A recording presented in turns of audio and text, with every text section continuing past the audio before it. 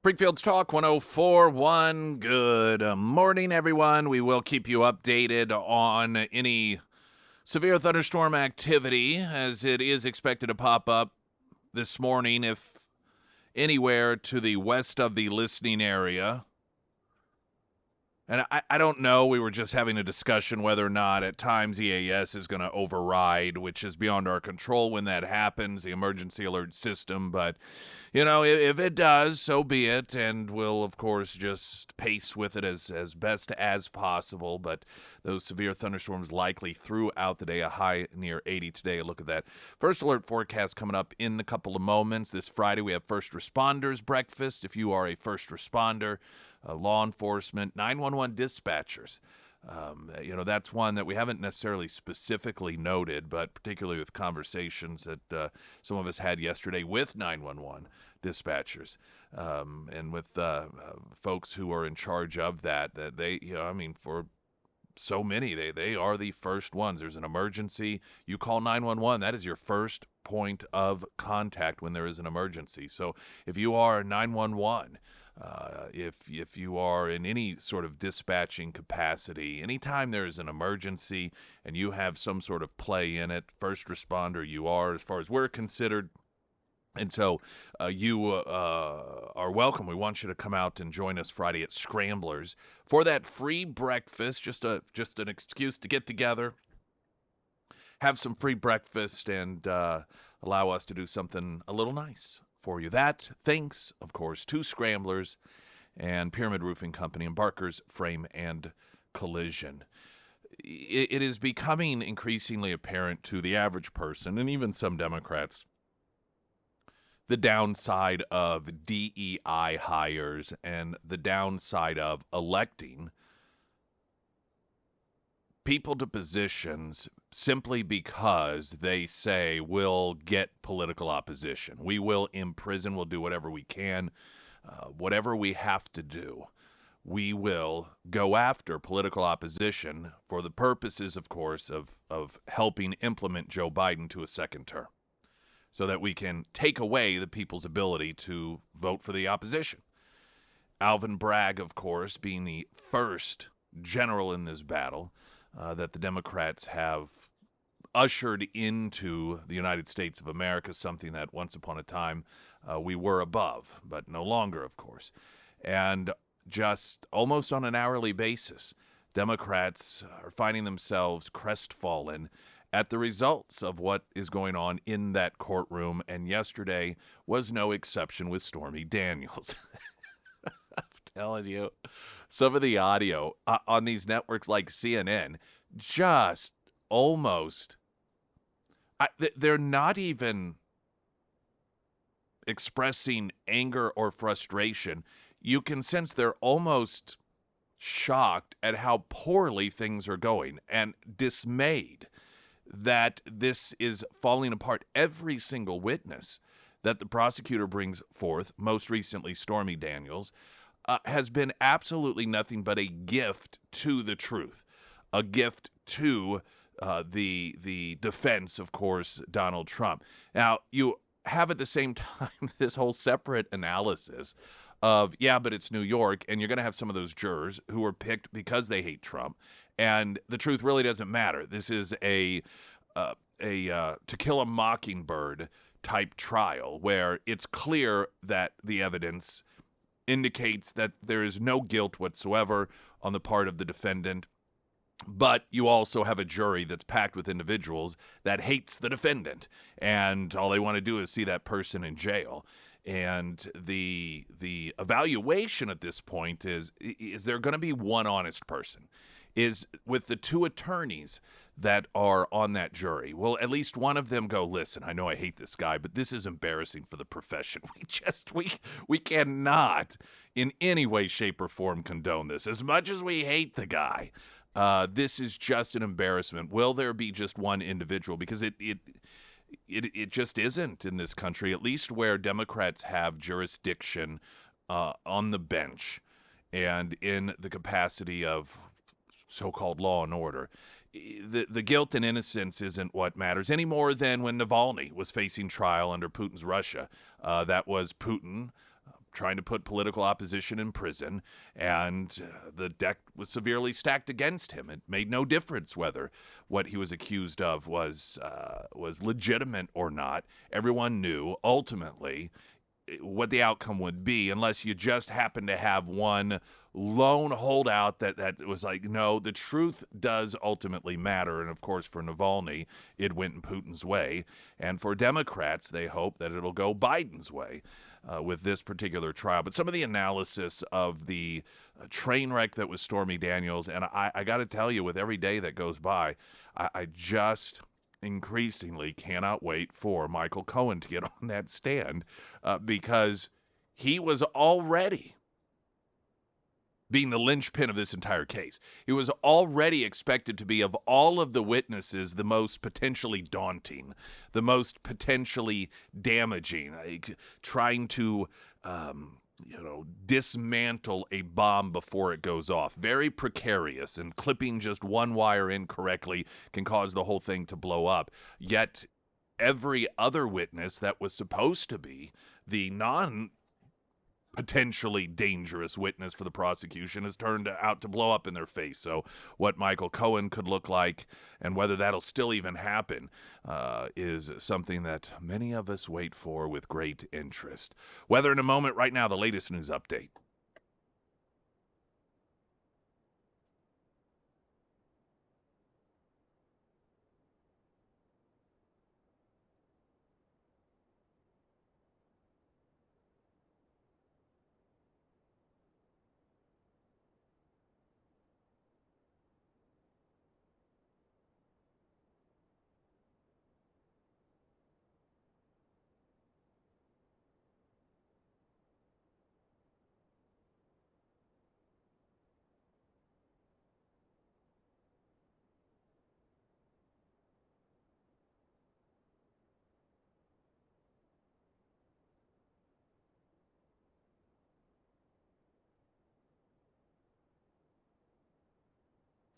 And the first alert forecast sponsored by St. Clair of the Ozarks Home Improvements. From Color 10 Fox 49 meteorologist Tom Schmidt. Of course, those severe thunderstorms likely throughout the day. Today, a high near 80. Severe thunderstorms tonight, mainly before 7.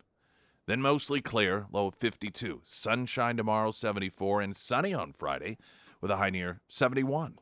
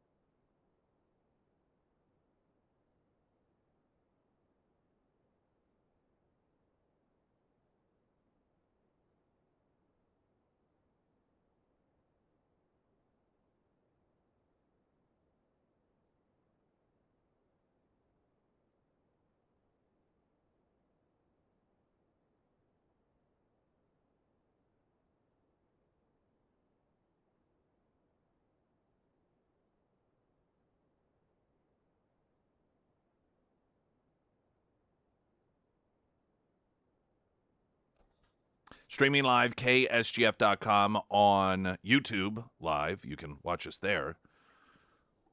That's audio and video streaming thanks to Springfield Wraps, designer of the KSGF studio. Not just designer, but they wrapped it as well. You can see if you watch the video.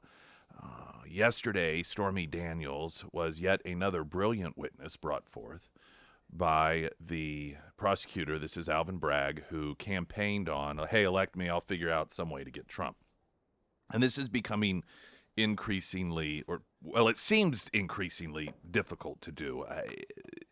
You've got the two separate realities here. You have the reality of what our justice system was built upon, and that is innocent until proven guilty.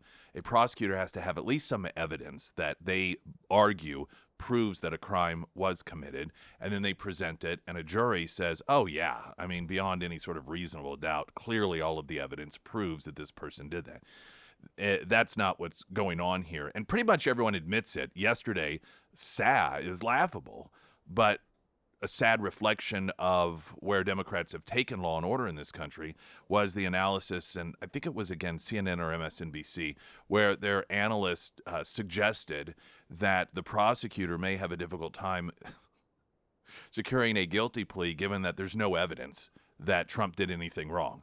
Now, I mean, that should not... That should not suggest that they may have a difficult time. That should dictate that there's no trial at all. I mean, you're supposed to at least have evidence to have a trial. And the fact that we have even left-leaning networks positioning it that way is an acknowledgement that they know this is not about truth. This is not about justice. This is all about getting Donald Trump so that Joe Biden can be the next president of the United States or hold out a second term. Let's see which of these. This is one of the CNN shows in which they were analyzing. Okay, we'll start with this one here. I believe this is CNN chief legal analyst Paula Reed yesterday on The Lead. That is one of the CNN programs regarding the Stormy Daniels testimony. Remember, at the start of the day, the Trump team was outraged that they had so little notice about who the witness would be and so little time to prepare their cross-examination. Well, clearly, Caitlin, they're doing just fine. This is a devastating cross-examination. They have gotten Stormy Daniels to concede she hates Trump, that she has said that she would dance if he went to jail. They have pointed to the fact that she has said she will never pay him hundreds of thousands of dollars that she owes him. They've effectively undercut her credibility by getting her to talk. That impeaching her with her own book. I mean, this has been devastating for Stormy Daniels' credibility. Now, big picture, what does that mean for the case as a whole? Yeah. Well, maybe not much, because she doesn't have any direct evidence of the falsifying business records. What she could explain today is what exactly Trump was trying to hide between the Access Hollywood tape and Election Day in 2016. This illicit sexual encounter with a porn star back, over a decade prior. She was able to explain to the jury that and how she got paid. But I think what we should really take away from today is this is a preview of what Michael Cohen can look forward to. This kind of sort of devastating, eviscerating cross. All right, now there's two parts of this that are instructive. One, again, it is the recognition by a CNN legal analyst that this was devastating in terms of credibility. Then she asked the question, and this is very telling, not in a positive way for our system, that ultimately it really doesn't matter, because when it comes to providing any sort of evidence, she doesn't have any anyway. That's not why she's there. This is a full acknowledgement. Again, and with the casual nature in which a CNN legal analyst, though not surprising, but analyzes this, recognizing that this trial is not about evidence. That when it comes to Stormy Daniels and the fact that she was picked apart, that she fully acknowledged that, much of what she said has been a contradiction of what she has said at other times, that she hates Trump, that she wants to see him punished. That's what this is all about for her. But ultimately, that really doesn't matter because she's not there to provide any evidence of the case anyhow. Well, then, of course, the obvious question is, then why is she on the stand anyhow? And that's what we all know the answer to. Even CNN legal analysts acknowledge this. It's not about the truth. It's not about evidence. It's just to reveal sordid information or sordid accusations against Donald Trump. This is not how our system is supposed to work. But again, this is the system that you get when you have a left-wing Democrat fully run on elect me, and I will do what I can in order to interfere in the election by imprisoning Joe Biden's main political opposition. That's what he ran on. It is democracy at work, as they say. A later program on CNN with other legal analysts discussing the Stormy Daniels testimony, legal analyst Ellie Honig and Elliot Williams on the cross-examination. Stormy Daniels is now being questioned by the defense, and they're wasting no time trying to totally discredit her. I want to read part of an exchange that Stormy Daniels just had with Trump's defense attorney. Trump's attorney, Susan Neckles, says this: "Am I correct that you hate President Trump?" That's the question. Daniels: "Yes." Neckles: "You want him to go to jail?" Daniels: "I want him to be held accountable." Neckles: "You want him to go to jail?" Daniels: "If he's found guilty, yes." Let's discuss further. Ellie Honig, what's your reaction to that exchange? Yeah, this is some searing cross-examination so far. It's quite effective. So let's look at the exchange you just talked about. They got her to admit right up front she hates the defendant. I mean, you almost never see that. I had a case where one time the witness had sent a sort of negative letter to the defendant, and that was used. Here she says, at least she's honest. At least she says straight up, I hate him. Am I correct that you hate President Trump? Answer, yes. Later, they moved into her financial motive. They said, you want to make money? And she said, again, candidly, yes, I want to make money. People want to make money. And now the questioning relates to a lawsuit. And important to people understand what happened in this lawsuit. Stormy Daniels brought a defamation case against Donald Trump. Stormy Daniels told a story about how she was threatened in a parking lot. And then Donald Trump sent, as he's wont to do, a negative tweet, I think at the time, saying that it was a bogus story and attacking the mainstream media. She then sued him for defamation. And that suit was thrown out by the judge. And the judge awarded Donald Trump attorney's fees in the range of $500,000. And Stormy Daniels was asked about that. And her testimony was, she said, quote, he prevailed, but I was not found to have lost. That's a lousy answer. I mean, the case was dismissed and now she has to pay $500,000 legal fees. And one other detail, she also admitted that she said that if he is jailed, she would dance and she laughed. And I don't think the jury's going to like that. I don't think they see this as a laughing matter or a matter for personal vengeance and retribution. Well, I do think that many of them, again, being New York City, this isn't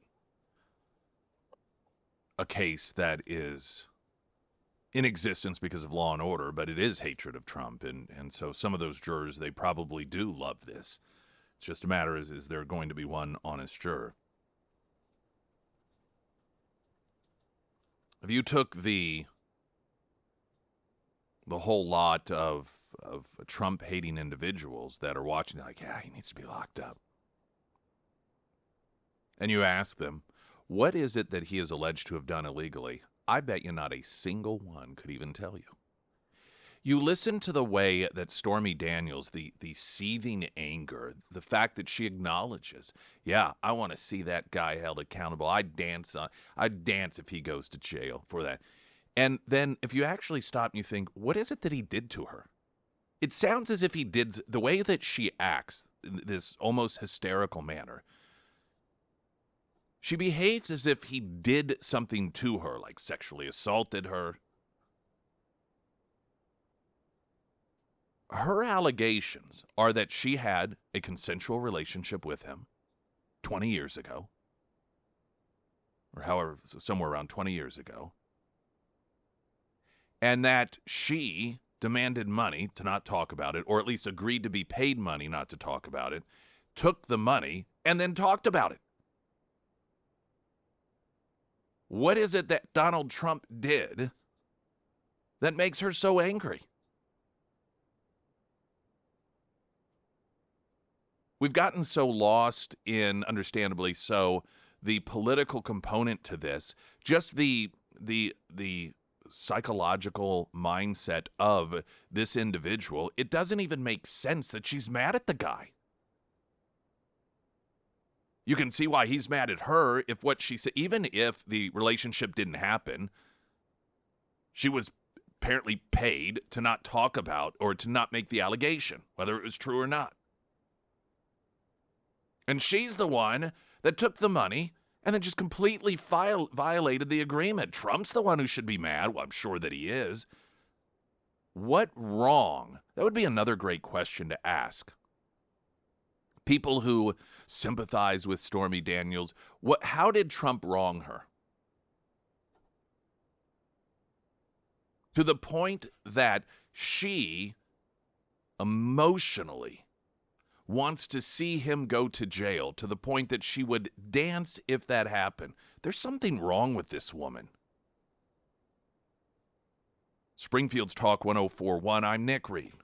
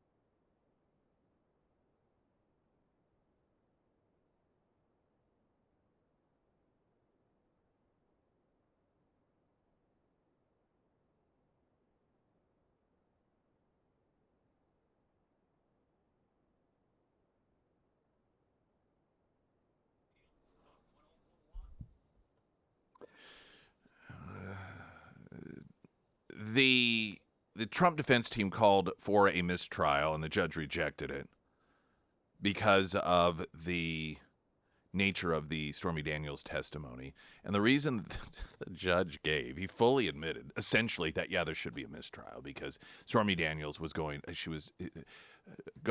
heading into territory here that is, not only irrelevant, but, is information that could cause an unjust verdict outside the scope of what should be used to weigh a guilty or not guilty plea. But then he blamed the Trump team for not asking him to stop it sooner. That's what he said, quote, "There are some things that would have been better left unsaid of her testimony."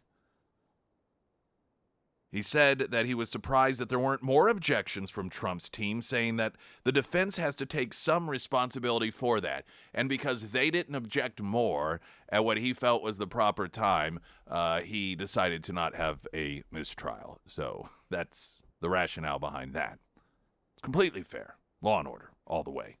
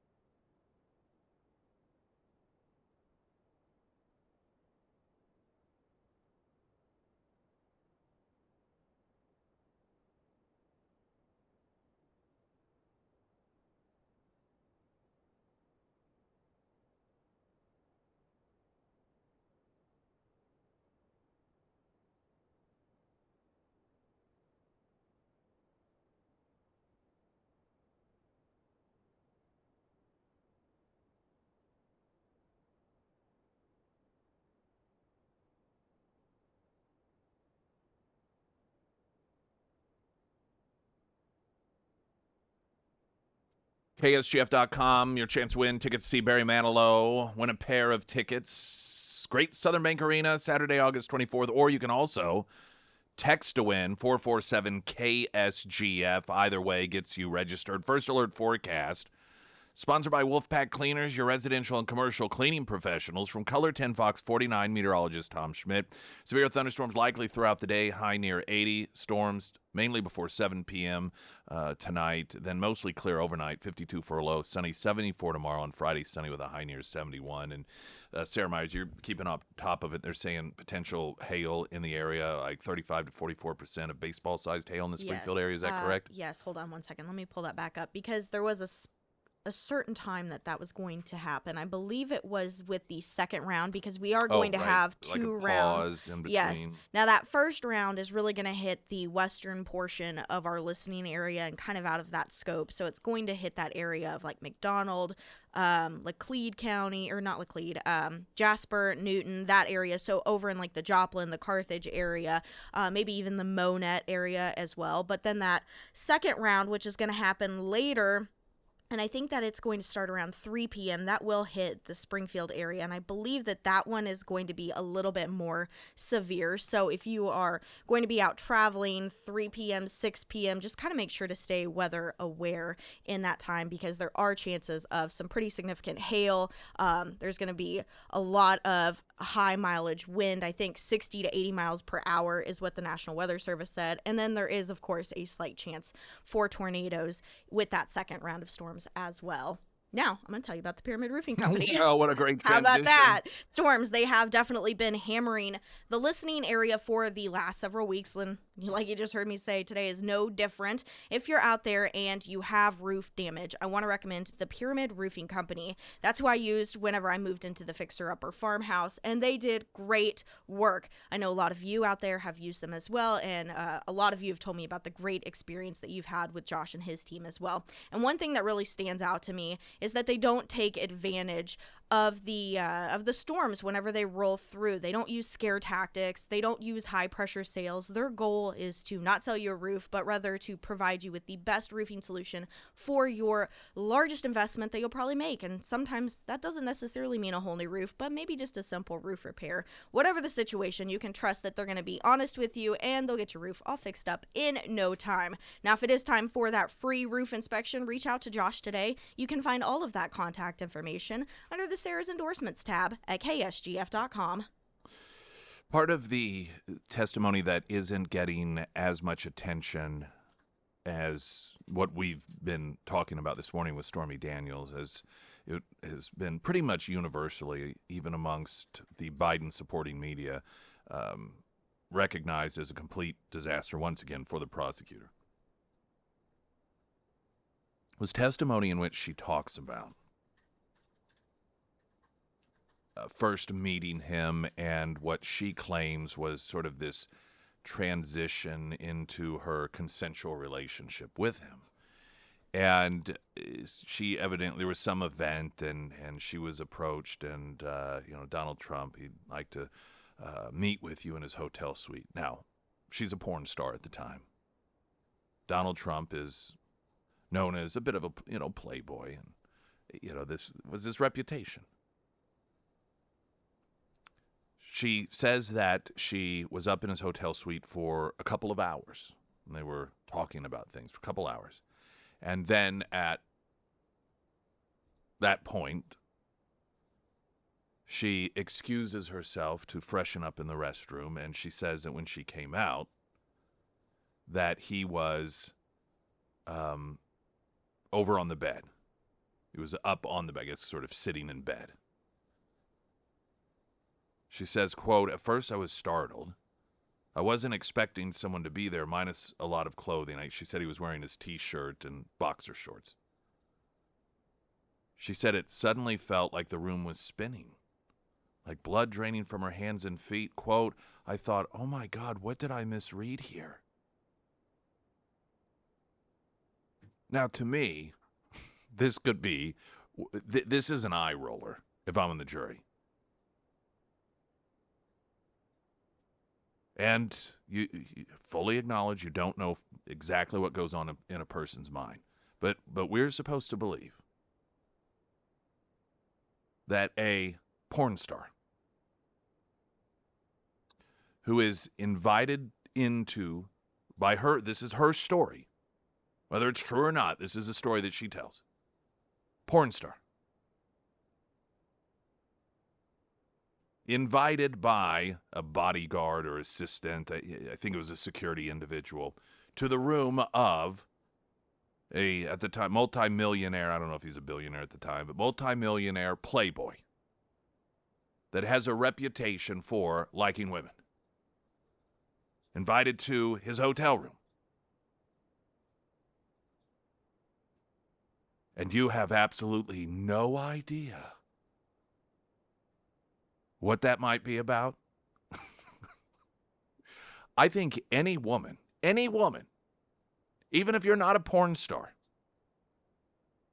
and somebody comes up to you, you're in a hotel lobby, maybe you're having drinks, and maybe there's some, not even a billionaire playboy with a reputation of liking women, but his friend comes over and says, hey, my buddy over there, here's a key to his room. He'd like for you to go up there. Even in that situation, you'd know what it was about. You throw in the fact that you are a porn star and the person who is asking for you to come up to his room is a millionaire playboy or has the reputation of one. And you have no, I was just shocked. What did I misread here? I had no idea that this is what this was about. Oh, come on. Are you kidding me? This, again, I think has gotten overlooked in terms of her credibility because of it has gotten overshadowed by her attempt to apparently destroy her reputation in even grander ways, or her credibility, rather, in even grander ways. And still yet to come is Michael Cohen. There was it was always seen as a risk to have Michael Cohen on, just because he's an individual that his own attorney has said. Listen, Cohen told me, because for whatever reason, and I'm not sure the reasons for this, but Cohen released him to speak to the media and to lift attorney-client privilege conversations. And so his attorney said, Cohen has always told me that none of these things happened. That Trump did not tell him, go pay hush money for this relationship. I'll pay you back. So Cohen himself, and Cohen is, he's gone to prison, perjury, and so forth. So it was always, even amongst Trump haters, viewed as risky to call him to testify.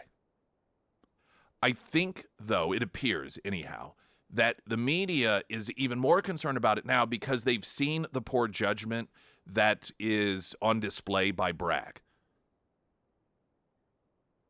Prior to these disastrous witnesses that the prosecution has called forth, there was the hopeful thought by the left and the media that, okay, well, gosh, it seems sort of like it could go either way with Cohen, but Bragg probably knows what he's doing.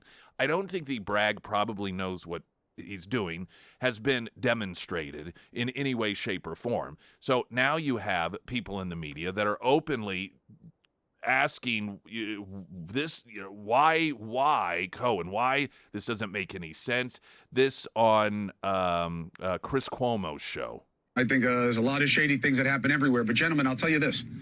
Cohen is the only thing that matters to me in this case. One, I don't know how the prosecutor leans on a guy that has such credibility issues. I know the political left has decided to make him a darling, but that is, that's a really, really strange choice, in my opinion. I know that what Mark is suggesting about Cohen was certainly true at the time because he told me that. I hope I don't get hauled into court, but I remember Cohen giving me different versions of this story of what happened. The guy told me that Melania had no idea that this was going on, and then he would flip his story and say that she knew everything. I don't know how you hang a case on the guy, to be honest. I'm looking forward to this testimony. I suppose the only downside is the fact that we're just reliant on the interpretation that's provided by the media because cameras are not allowed in there, audio streams are not allowed in there, it's the media. But given that the left-wing media, their interpretation is one that demonstrates how devastatingly damaging all of this has been for the prosecution, tells us just how bad it is, because you and I both know that their goal is to see Trump convicted, and they will take any little nugget they can, blow it out of proportion, if anything, to rationalize to themselves, we're going to get this guy, we're going to make sure that Biden's political opposition is in prison so the people can't choose him to be president, and there appears to be absolutely nothing for them to hold on to, and it appears as if they're just growing very frustrated at this realization that this thing is blowing up in their face. And what never seems to cross their mind is that maybe it should blow up in their face, because just maybe, I know it's just crazy, maybe Trump didn't do anything illegal. But when that is irrelevant to you, that is a realization that will most likely not come about. Which is why you have, according to news reports, New York City Mayor Eric Adams announcing that the city's Department of Correction is all set up and ready to put him in prison. Adams' comment came a day after the New York Supreme Court Justice Juan Merkin, the judge presiding over Trump's business record trial, threatened to jail the former president after finding him in contempt for violating a gag order for the 10th time, a gag order that's not put on anyone else. And when Adams was asked by a reporter, is Rikers prepared for Donald Trump? Adams said, yep, we're prepared. It's almost as if they have some certain goal in mind here, isn't it? Springfield's Talk 104.1, I'm Nick Reed.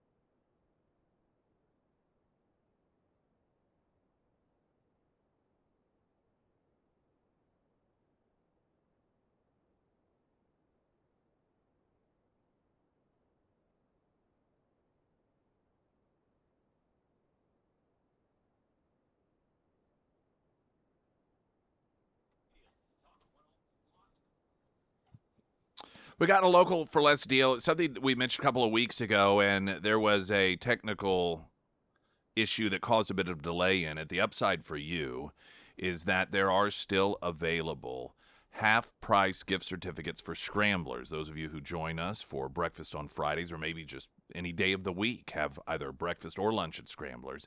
There are still a handful available. $25 gets you a $50 gift certificate for Scramblers. That's a no-brainer. Even if you don't eat at Scramblers, you eat out, you're looking for a place to get great breakfast or lunch, it's 25 free bucks in food is what you're looking at. If you want to purchase one of those while they last, go to ksgf.com, and you get the main, call them rotating tiles. It's the big graphic front and center, and you can either wait every so many seconds, it rotates to another one, or if you hover with your mouse over the right-hand side, you'll see an arrow, and you can manually advance through those. And then Ozarks for Less will come up, click on it, and then it'll bring up a page where you can make that purchase. Again, it's no-brainer. Anytime it comes to this food stuff, absolutely no-brainer. You can go and purchase those right now, if you'd like to, at ksgf.com. $25 gets you a $50 gift certificate for Scramblers. Text message on the Pyramid Roofing Company talk and text line. I wonder how much Stormy is being paid by the left to go through this. It's obviously just election interference and an attempt to play on everyone's personal feelings of Trump already. The ironic component to this is they're doing what they're trying to imprison Trump for. The ultimate, I suppose, theory, if you will, of their argument against Trump is that he was doing what he was doing in order to rig the election to win. And that the reason he did not want Stormy Daniels, accusing him of having a consensual relationship with her 20 years prior, wasn't because he didn't want Melania to find out. It wasn't because he didn't want his family to find out. It was because he believed that would cause him to lose the election, which just on the surface is, of course, ludicrous because he's fully admitted to affairs in the past. I mean, it's not as if this was some new allegation to an affair. The idea that Donald Trump somehow thought that, oh, well, this one would be different is insane. But that is their argument. It is also insane given that the Biden administration is currently arguing before the courts, that they should be able to legally suppress free speech and freedom of the press in the name of misinformation and disinformation. So an administration who argues that it is their duty to suppress news stories because it is disinformation is trying to imprison the political opposition based off of their accusation that he tried to suppress a story about a consensual relationship, which he claims is disinformation. I know honest people like you wonder how can this sort of thing happen? And that's because there are a lot of very dishonest people out there. They do not care about truth. They do not care about a justice system that is about innocent until proven guilty and fairness and honesty and treating everyone the same. They just have this sort of bloodthirst, and they have a hyperfixation on people in their lives. For many people, it's Donald Trump, and they just want to see him punished. It's a darkness. One of those individuals. That darkness was behind the legislation that was passed in New York back in 2021, the Adult Survivor Act, ASA. When this passed, I told you what it was about. This is back in 2021. And it lifted the statute of limitations on sex crimes. It was a sex crime bill. There was a statute of limitation like rape, sexual assault, and so forth. And in 2021, Democrats crafted legislation just randomly. They're like, oh, we're going to lift it for 1 year. At the time, I said this is all about Donald Trump. This is about allowing somebody to accuse him of a sexual crime from years ago because it expired. It was just a window of time. This is how sick these people are, using the issue of sexual crimes to, in an entire state, change the law just so they can try to prevent the American people from having an alternative to Joe Biden to choose for the presidency. And, of course, that's where E. Jean Carroll came in. One of the Democrats who bragged about helping push this through is now facing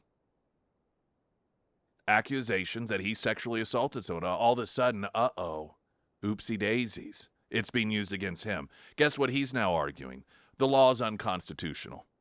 So his, quote, victim of his sexual assault that has come forward under the law that he helped pass, he is now arguing that the law he helped pass is unconstitutional because,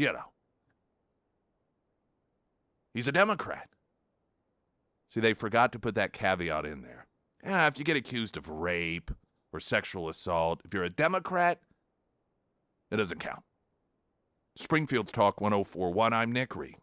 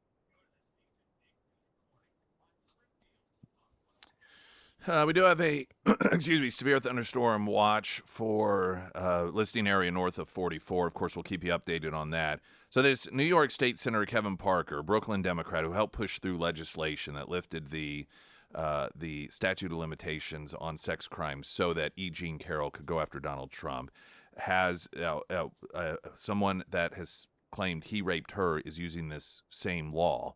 And this same Democrat is now claiming that it's unconstitutional, the law that he put through. The victim, Parker, State Senator Kevin Parker, Parker was accused of allegedly raping Olga Jean-Baptiste in her home in 2004 while she was working with the state senator on Haitian relief efforts. Hochul refused to call for him to even step down after he was accused of rape because, we don't believe everyone, of course, despite claiming that she was disturbed by the news. So she apparently felt that maybe it was true. But again, if you're a Democrat, if you're going to commit a rape, just put a D next to your name and be like, hey, it's all cool. It's all good. You know what you were getting into.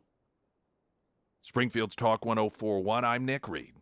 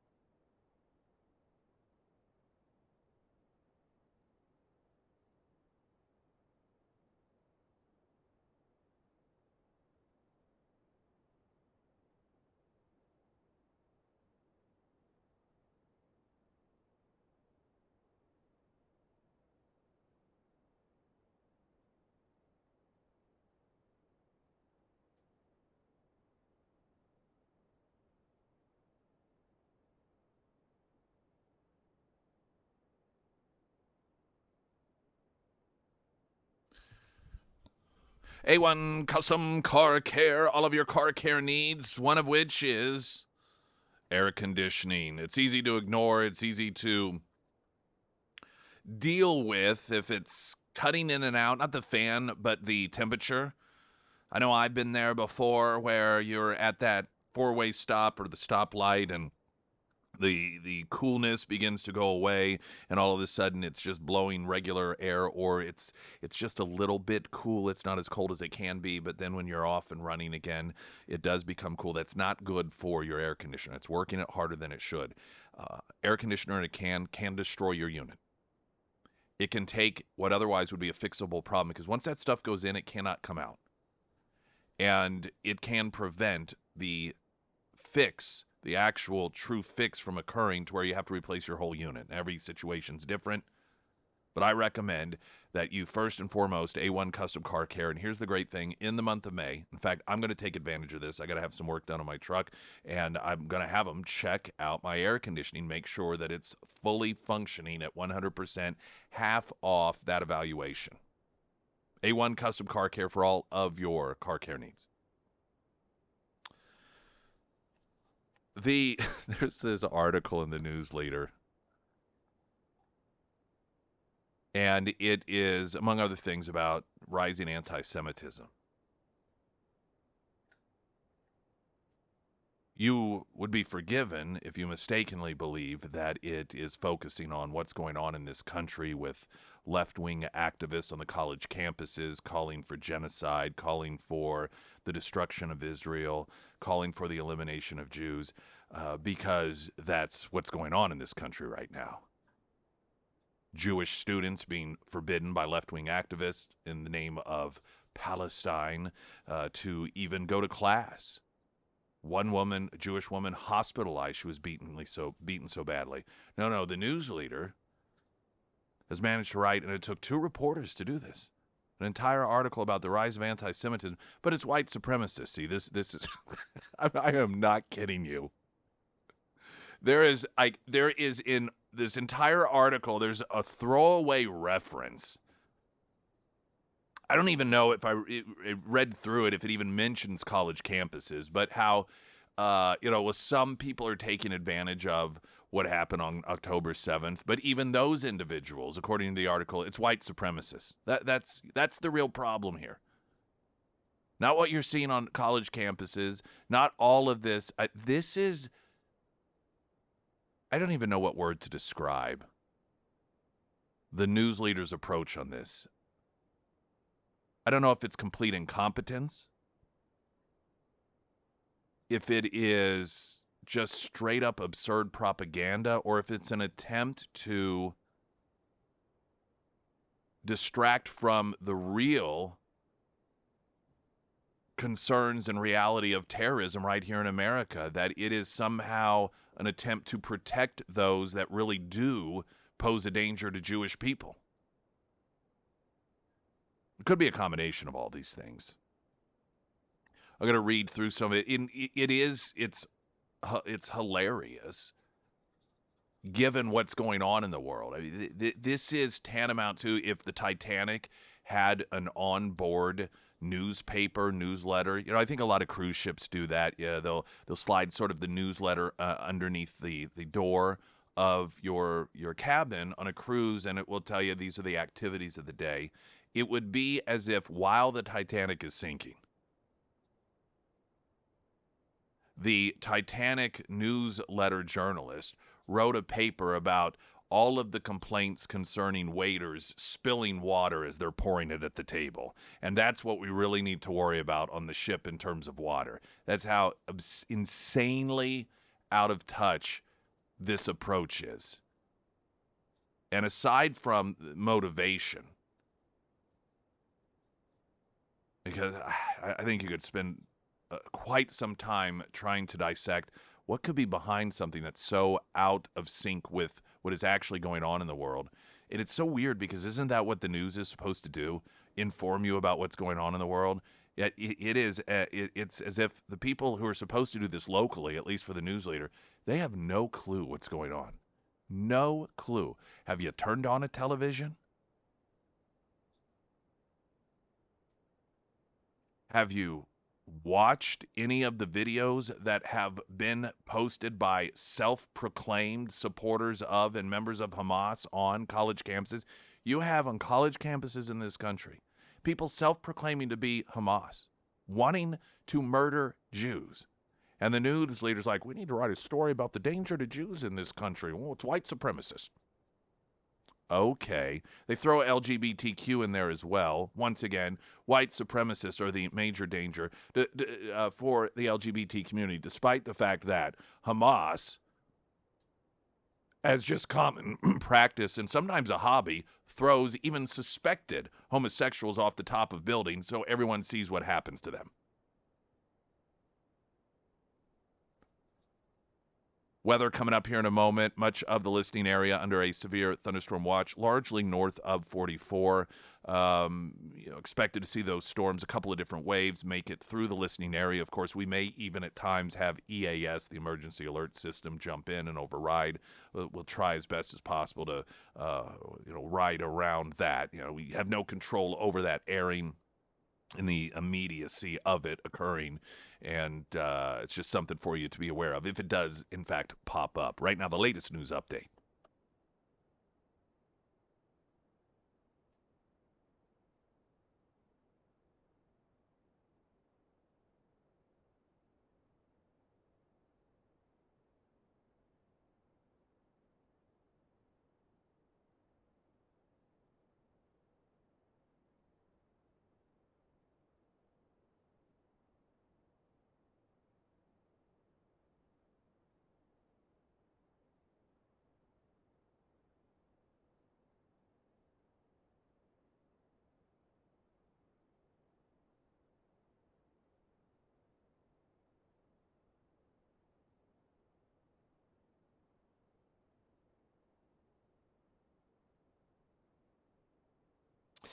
First Alert Forecast, sponsored by St. Clair of the Ozarks Home Improvements. We do have this from Color 10 Fox 49 meteorologist Tom Schmidt.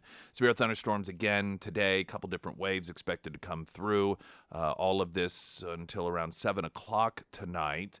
Possible. Then mostly clear overnight, 52 for a low, 74 tomorrow, sunny with a high near 71 Friday, and a severe thunderstorm watch for much of the listening area, mainly to the northern part. Is that correct? Yes. As I understand, I didn't know if there were any changes, any differences there. We could see hail. There was discussion about hail. Yep. And, of course, given just seemed to a lot of tornadoes lately. Fortunately, none that are massively severe. I don't think locally or in the Joplin to here area there have been any fatalities, but a lot of damage. I mean, you've had family have damage, right? Yeah. As I know a lot of you may have as well. So that obviously is top of mind, and we will keep you informed and updated. And whenever something that extreme is upon us, know that there will be an overriding of whatever programming there is, particularly EAS. Even if it isn't somebody here, the EAS is set to override it. And the reason I mention that is if you are torn to some degree, you're listening to Ben Shapiro or Dana Lash or any of the other shows, and you think, oh man, it looks kind of ominous out there. I wonder if we need to worry about a tornado. I need to switch around. Those EASs, when we're talking about a tornadic situation in the listening area, will override the programming. So that is something that it is set to do. So you don't have to necessarily be fumbling around and trying to find other stations. Of course, you've got the ability with your phone, and there's so many ways in order to constantly keep updated with that information as well. KSGF.com, your chance to win a pair of tickets to Barry Manilow, going to be live in concert. That Saturday, August 24th concert is at Great Southern Bank Arena. You can either go to KSGF.com to register or you can text to win. Text the word Barry, as in Barry Manilow, Barry, to the Pyramid Roofing Company talk and text line 447 KSGF.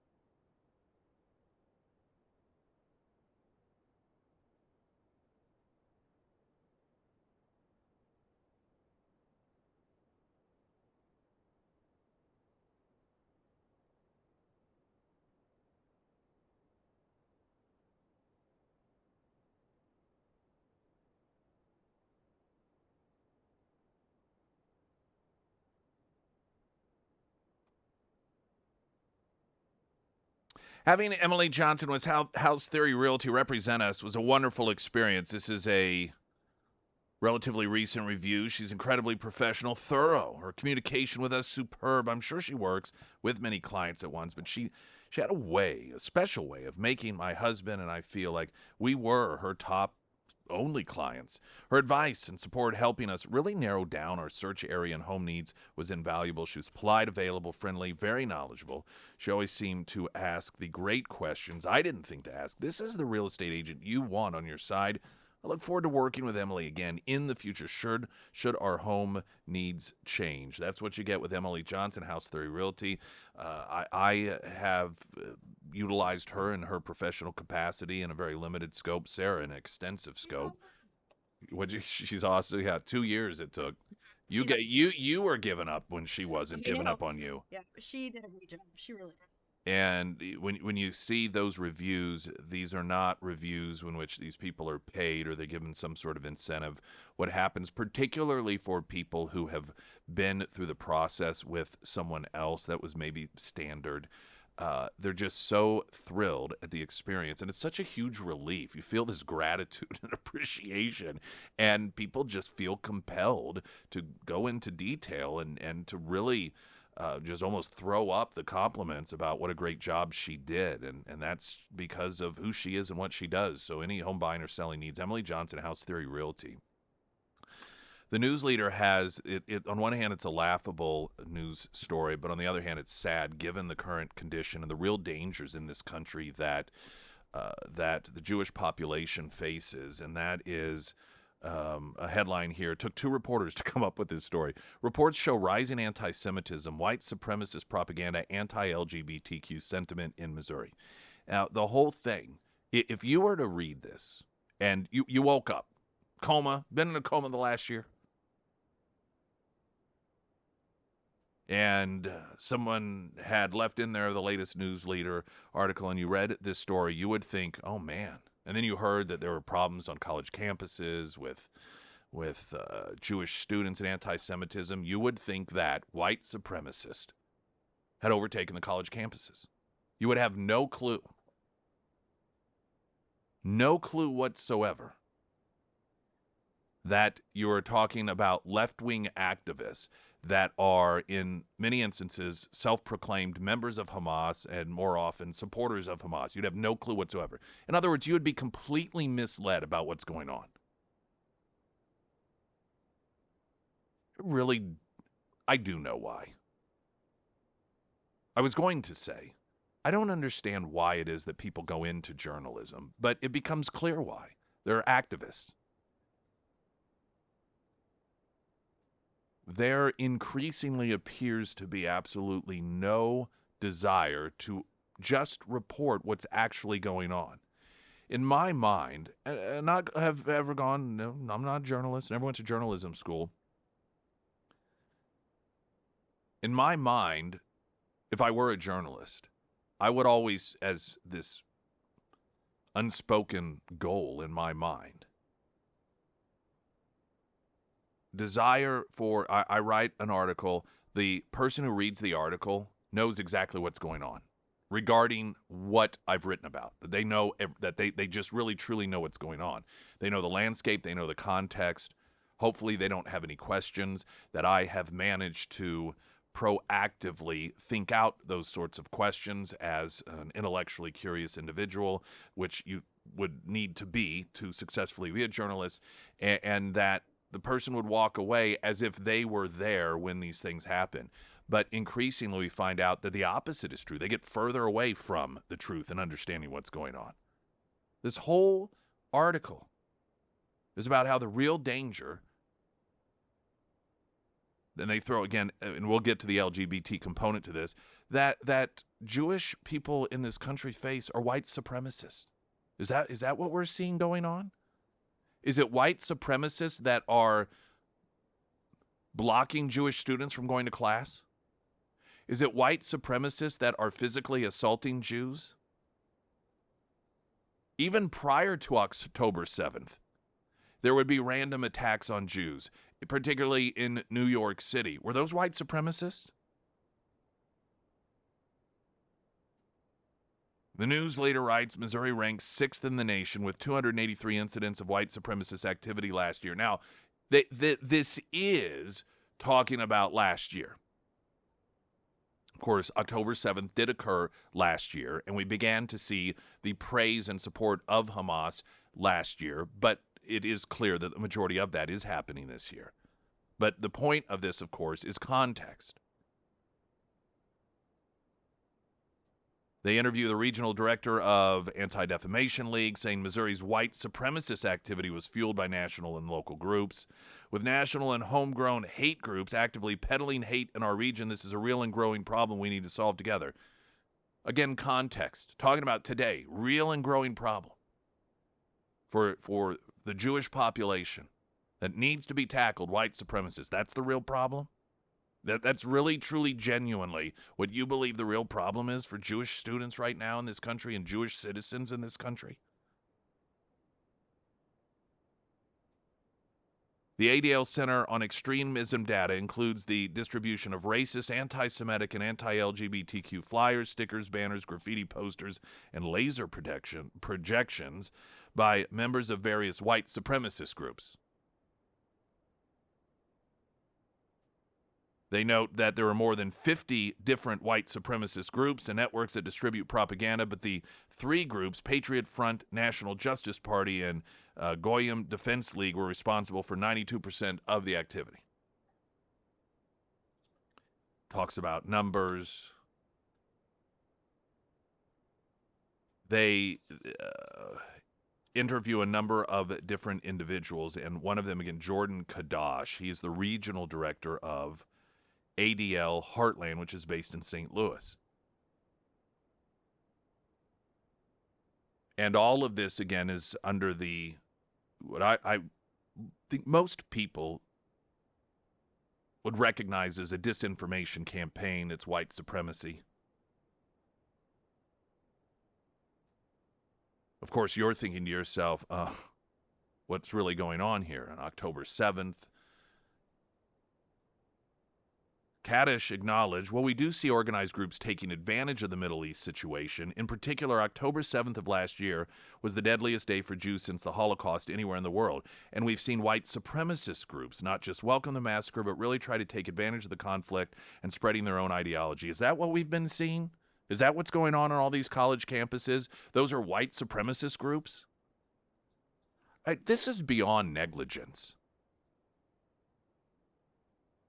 I'm not sure that you can be any more dishonest in your portrayal of what's going on. To claim that what we are seeing on college campuses all across this country, the occupation of buildings, the attacking of law enforcement, the setting up encampments, the physical attacking of Jews, on some college campuses, Jewish students being told not to even come to campus because the folks running some of the university campuses can't guarantee their safety. None of that is because of white supremacists. This isn't a defense of white supremacy.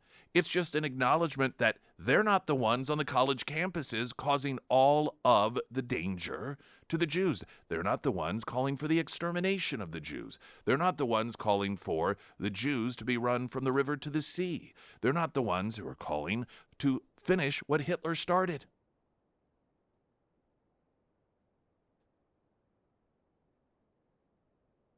He says, what has changed for me after October 7th is I've become something of an anti-Semitist fatalist. By that, he explained that while he used to deliver sermons to his congregation saying that anti-Semitism wasn't prevalent in the U.S., he's grown to realize that most religious cultures have mythologized Jews in some sense, such as Christian or Muslim societies. Now, this, again, whether it is an attempt to cover for the cultures that are ultimately responsible for anti-Semitism or just complete and total ignorance, lumping together Christians and Muslims as equally problematic for the Jewish community, you have no other religious institution or religion that is populated with people that is a greater supporter of the Jews than Christians.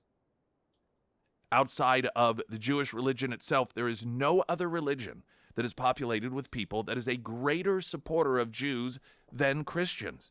And I think if you just look statistically and you take polls of Muslims, particularly in the Middle East, you will find that there is no religion that is populated with people that is more anti-Semitic than Islam. And that's not saying every person who is a member of the Islamic religion or community is a bad person. But listen, when you poll individuals that are of Islamic countries, in the Middle East, again, in particular, not just the Middle East, even some of the polling that has happened here in the United States is startling to what degree they support Hamas. And to put them in the same category as Christians in terms of problems for the Jewish people? Are you out of your mind? I mean, this, again, if it weren't so tragic, this is just as, you know what this is? This is today's version of a Holocaust denier. Something that is so plain, something that is so obvious and so clear, yet pretending as if the reality is not going on. And the claims that are being made regarding the real danger here for the Jewish population in the country today, and those that they're attributing it to, while not actually covering those that are responsible for those dangers, is no different than those who deny the Holocaust existed. Now, we'll talk about the LGBT component to this as well, because once again, just slightly off the mark in terms of, in the context of what's going on with the pro-Hamas folks and where the real, particularly in a worldwide context, the LGBT community needs to ultimately be concerned about their safety and existence. Springfield's Talk 1041, I'm Nick Reed.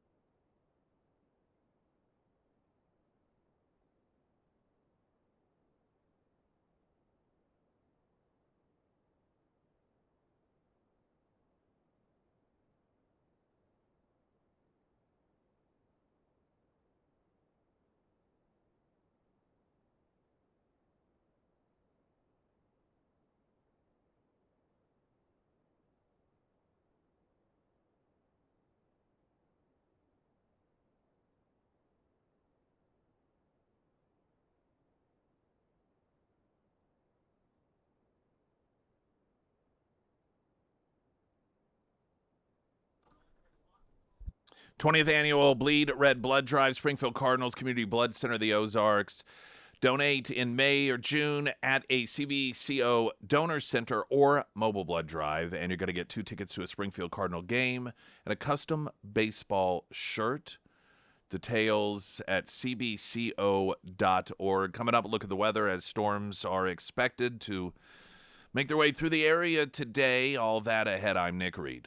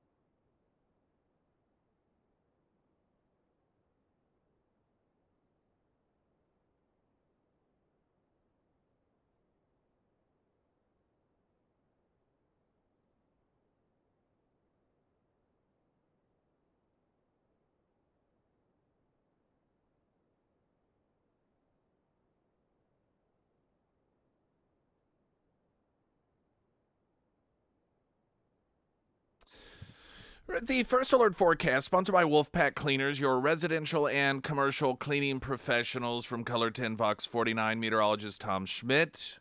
The severe thunderstorms likely throughout the day, couple waves expected. In fact, much of the listening area under a severe thunderstorm watch until 2. Looking for a high today near 80. Severe storms mainly before 7. That's when we're expected to see that in the late afternoon. And then mostly clear, low around 52 tonight. Sunny, 74 tomorrow. Friday, sunny with a high near 71. The news leader has a piece that it just could not be more poorly timed. And it's hard to imagine that it's not timed deliberately. And that is when we are seeing worldwide the greatest danger and threat to Jews at the hands of pro-Hamas, largely percentage-wise, just in terms of the numbers, particularly in the Middle East amongst the Islamic community. The news leader decides to use 2 reporters to craft a story that instead describes what essentially is telling the Jewish community that, no, white supremacists are your real danger. It's insulting. It is Holocaust denialism. It's on the same level there. It's propaganda. For what purpose? And listen, benefit of the doubt, though it isn't an excuse by any stretch of the imagination and doesn't make it right, the reporters who crafted the story, they may themselves be the recipient of disinformation and propaganda. So they may believe this. They may genuinely believe that the proper context right now that's going on in this country, when you see Jews being physically attacked, hospitalized, locking themselves in campus libraries in order to protect themselves, that those are all white supremacists that are on these college campuses. White supremacists, which, by the way, apparently all of a sudden are supportive of people of color over what is seen as largely white Jews. Now make sense of that. Because I think we can all agree the protests are, they say we're pro-Hamas, we're pro-Palestine. Is that the grouping of people that we're to believe white supremacists are throwing all their support behind in order to go after and attack Jews that are seen as largely white? But this is what's going on in the world. And this is the presentation that's being provided by the news leader. Now, again, they are citing numbers and statistics from last year, which, while October 7th was last year, it is true that the vast majority of left-wing activism that we have seen on these college campuses that are anti-Semitic did happen this year. But in the framing of the discussion and the narrative that they have written into this story, and their interviews with Jordan Kadash, regional director of ADL Heartland, based in St. Louis, it's Anti-Defamation League, it's in the context of, well, what's going on today? What we have to do today to overfight the hate today?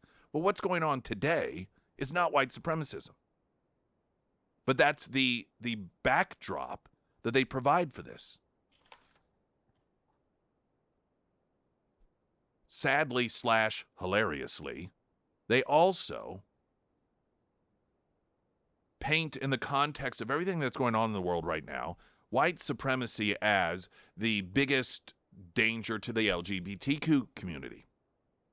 Noting that members of the LGBT community were another group targeted by white supremacists, with more than 20% of their events including some kind of anti-LGBTQ hate element.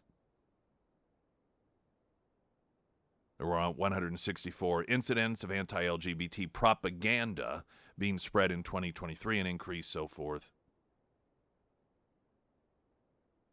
And this, again, is all in the context of when we talk about it in the world of 2024, it is white supremacists that the LGBT community needs to be concerned about. Are you out of your mind? I continue to be disgusted at people who claim that they care at all about the LGBT community, but support this movement and say, oh, no, it's all about Palestine. Do you know what they do in, quote, Palestine to gays? If you were to set out to defend a region of the world that is the most dangerous region in the world for the LGBT community, it would be the area that these activists are supporting and promoting. And the people they're against, that they're calling on to be destroyed, the nation, the country of Israel that they're calling on to be destroyed, is the country that the LGBT community in what they call Palestine, in Gaza, Israel is where they're fleeing. They are refugees in Israel because that is the place that they feel safe. Yet people who claim they're supporters of the LGBT community want to eliminate their safe space. What is wrong with you people? Again, just a little out of touch for the news leader in this day and age with what's going on in the world to paint this picture, particularly when you're throwing in the anti-Semitism and hate and so forth, that the LGBT community, that it's, the white supremacists they need to worry about. I want to share just a couple of different stories with you because, again, this would be a fantastic opportunity for a local news outlet like the News Leader to actually educate people on what happens to the LGBT community in Gaza. A lot of people don't know. Seems like a pretty relevant sort of thing to inform your readers, your viewers, your listeners to. As usual, when it comes to truth, this is the venue that you're going to get it in this area. We'll share that information next. I'm Nick Reed.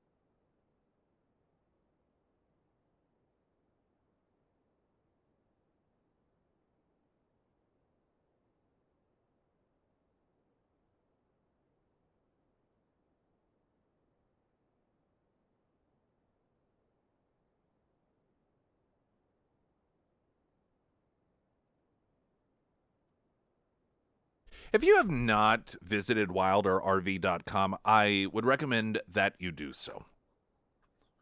I've been recommending Wilder RV to you for some time, whether you are a current RVer, you have been your whole life, it's something you've thought about, maybe it's something you haven't thought about. It's a great way to get out of sort of the rut, to get away from everything. And it's so much more affordable than so many people think. It's easy to fall into this belief that, well, I can't afford that. You go to Wilder RV, and you see just when you open up the site, they've got specials, Discover a New World, the amenities of home, Missouri's #1 open-range dealer, new pre-owned financing services. But here, family-friendly deal starting at $165 a month. I don't know if you have tried to stay in even a relatively decent hotel lately, but after they add in fees and everything, that's what you're looking at for one night. That's an entire month payment for family-friendly RV. And unlike a hotel, it isn't $165 a month, well, until they add all of the additional fees in, and all of a sudden it's $230 a month. Wilder RV for all of your your RV needs. Clinton, Missouri. Just a bit over an hour, 13 highway north of Springfield, straight shot. We're lucky to have it that close. People travel from all over the country for Wilder RV, but you don't have to. Talking about this piece in the News Leader, and it's sad on a number of different levels.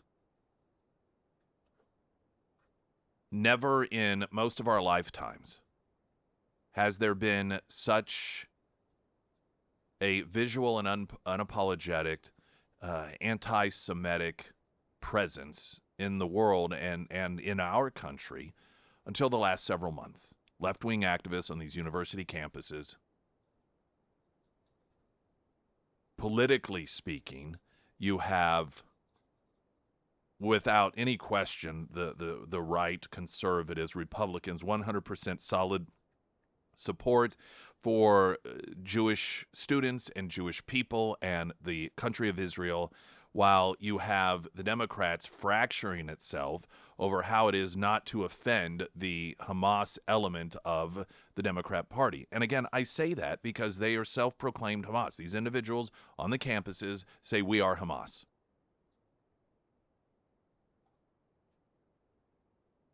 Yet they produce a story that portrays the real problem that Jews face in America today as white supremacists, not the left-wing activists that we've seen overtake college campuses and physically assault and even in some cases hospitalize Jews because they're Jews. They also throw in there the dangers to the LGBT community, attributing it all to white supremacy. Now, there's an interesting relationship, of course, that has been crafted for the purposes of the goal of the anti-Semites, and that is co-opting essentially the ignorance of the LGBT community. The LGBT community, politically speaking, is largely made up of left-wing individuals that are indoctrinated into the world of DEI, diversity, equity, inclusion, and CRT, which creates a hierarchy, oppressors and oppressed. So they have been trained to believe in their hate-filled world that if you are in certain categories, white being one of them, you are an oppressor. When it comes to the conflict in Israel, in their minds, their stereotypical minds, they see all Jews as white, they see people in Gaza as people of color, and so that CRT, DEI evil kicks in, and the Jews are the bad guys. This is what the term useful idiots references, that the people who, in the Middle East, in Hamas, execute people just under suspicion of being gay, torture them, have managed to convince them to be on their side on these college campuses. Useful idiots. The news leader, however, of course, feels that with all of this going on, it is instead important to portray the LGBT community's main danger to their existence, white supremacy. Because you see that all the time, right? White supremacists are always throwing gay people off buildings. White supremacists are always executing homosexuals all the time. Even in recent history, the biggest, quote, mass shooting of the LGBT community was the Pulse nightclub. And what was that about? That was revenge for our policies in the Middle East in the name of Islam. Of course, you wouldn't know that if you listen to outlets like the news leader or the mainstream media. It was probably some white supremacist, not somebody that was doing it in the name of Islam.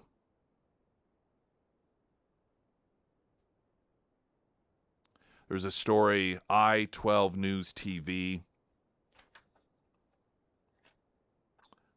the last couple of years. I don't see the date on it, but I just grabbed a couple of, August 10th, 2022. And I just grabbed a couple of stories so that I could provide you what outlets like the news leader don't, and that is context and truth. Exclusive. Gay man who fled Gaza speaks out about Hamas repression. If you're gay, you should be hiding. It's so hard. I was so scared from everything you know. The militant group Hamas controlling the Gaza Strip for 15 years, taking ownership of the land in less than 3 days. That's funny. I thought the Jews controlled Gaza. That's weird.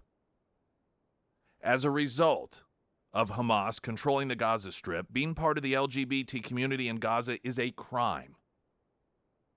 And members are constantly at risk. Abdul, whose name was changed for his safety, spoke to I-24 News about his experience living as a gay man in Gaza growing up in a refugee camp under the group's rule. Like most young boys living in the Gaza Strip, Abdul was raised in a strictly religious Islamist household, not a white supremacist one. Going to mosque daily with his family. But because Abdul's father was a member of Hamas, Abdul had to be even more careful to hide his truth. Quote, "It's hard to be gay because I don't feel free in Gaza," he explained. "There are many people gay in Gaza. There are even some in Hamas. If you are gay, you should be hiding. It's so hard. I was so scared for everything, scared of getting hit, of getting kidnapped. I was so afraid. I was afraid Hamas would find out I was gay. When he was 17, Hamas caught him having sex with his boyfriend, imprisoning him for 3 months. Quote, "They put me in a tiny room, which was 2 by 2 meters. They would not let me sleep or go to the bathroom inside. There was no food. They would torture me so badly. Sometimes they would tie my feet up and beat them with a stick. After that, every few years, they would arrest me and torture me in the same way." Over the course of 5 years, Abdul said Hamas would kidnap him off the streets, torture him, then release him. Finally, at 22, they let him go for the last time. He was forced to take an oath on the Quran that he, quote, "wouldn't be gay again." For 2 years, he lived on the streets until he managed to scrape together enough money to escape to Egypt and then make his way to Turkey. Even though he now lives thousands of miles away from Gaza today, he still lives in constant fear that somebody will identify him and he'll be sent back into the clutches of Hamas. This is an organization that left-wing activists are promoting on college campuses. He says he hopes to be a DJ and play music around the world. I want to share another article with you in moments. Do have to get the latest traffic update. Springfield's Talk 1041. I'm Nick Reed.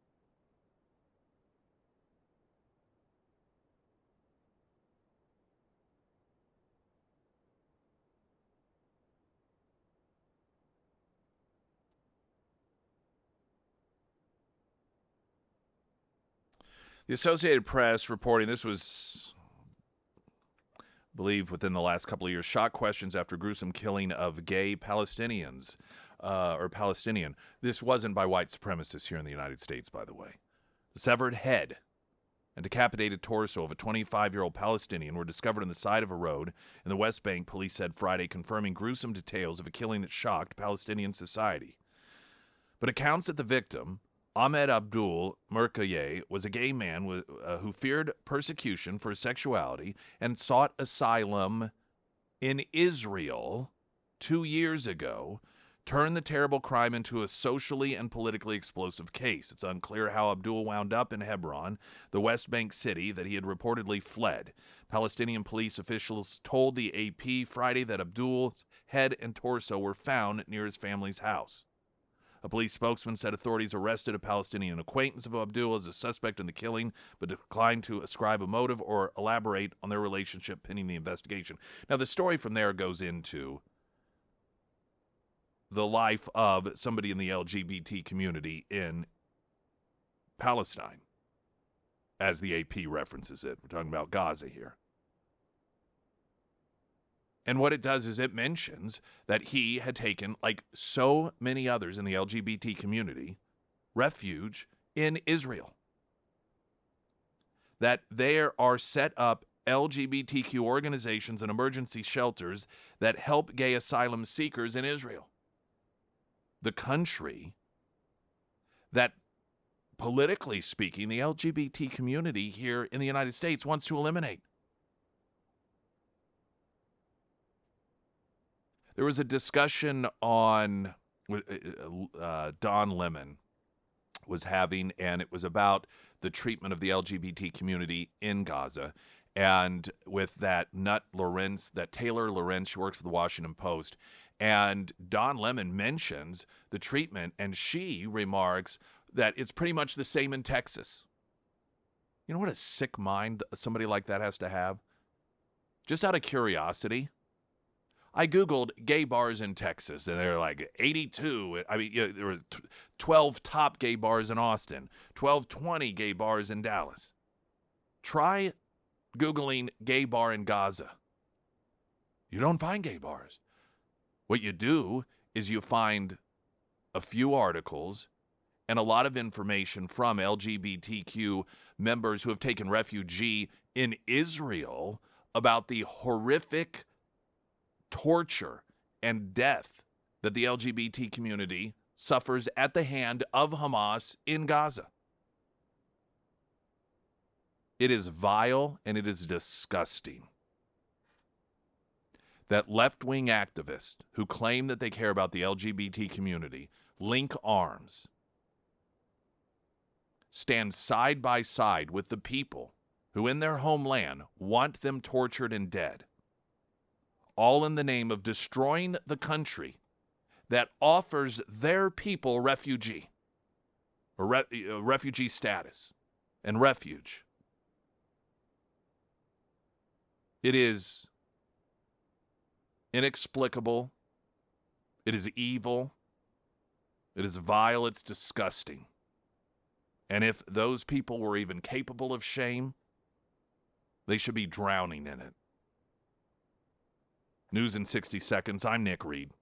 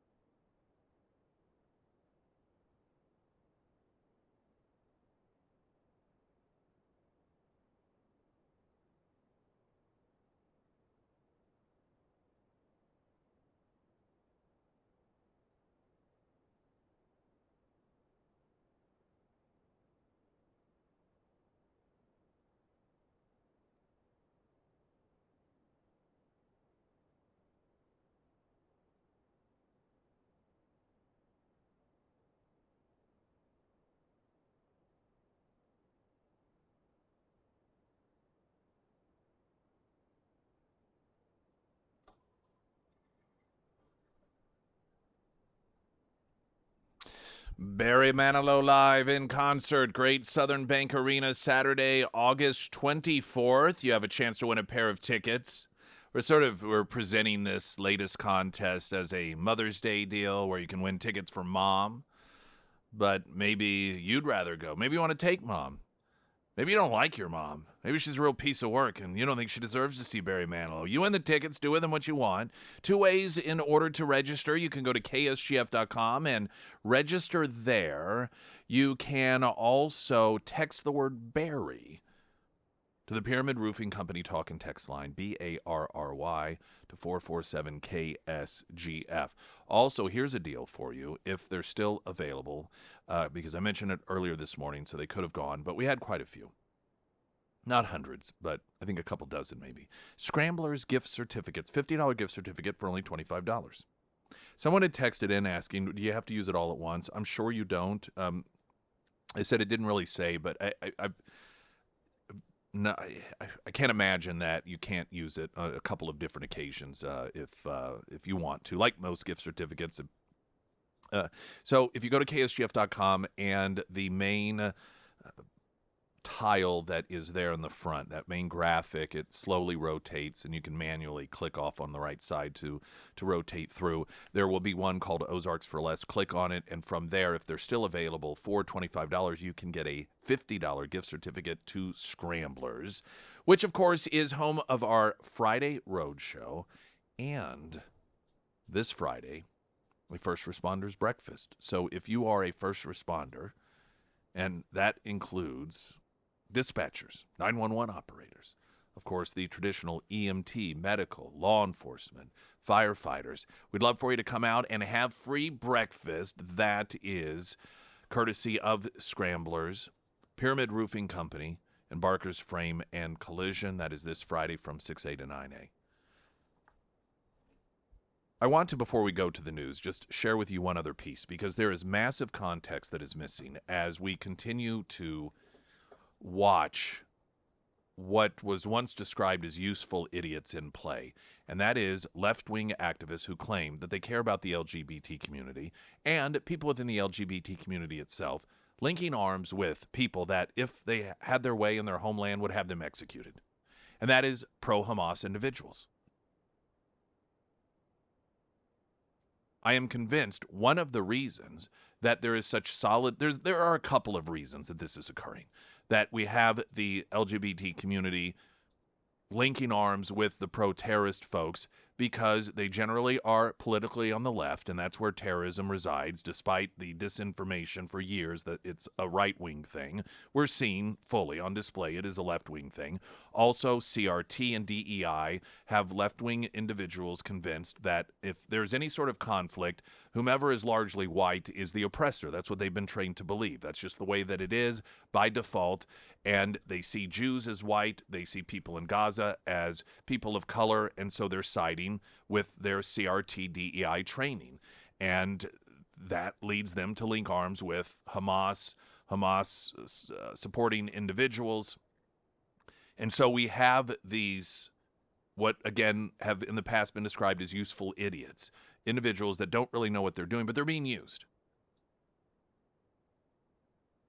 At the same time, I am convinced that what is allowing this to occur is the deliberate and successful action of a media to make sure the LGBT community doesn't know what back home, if you will, in Gaza happens to their people, what it is that they are actually siding with.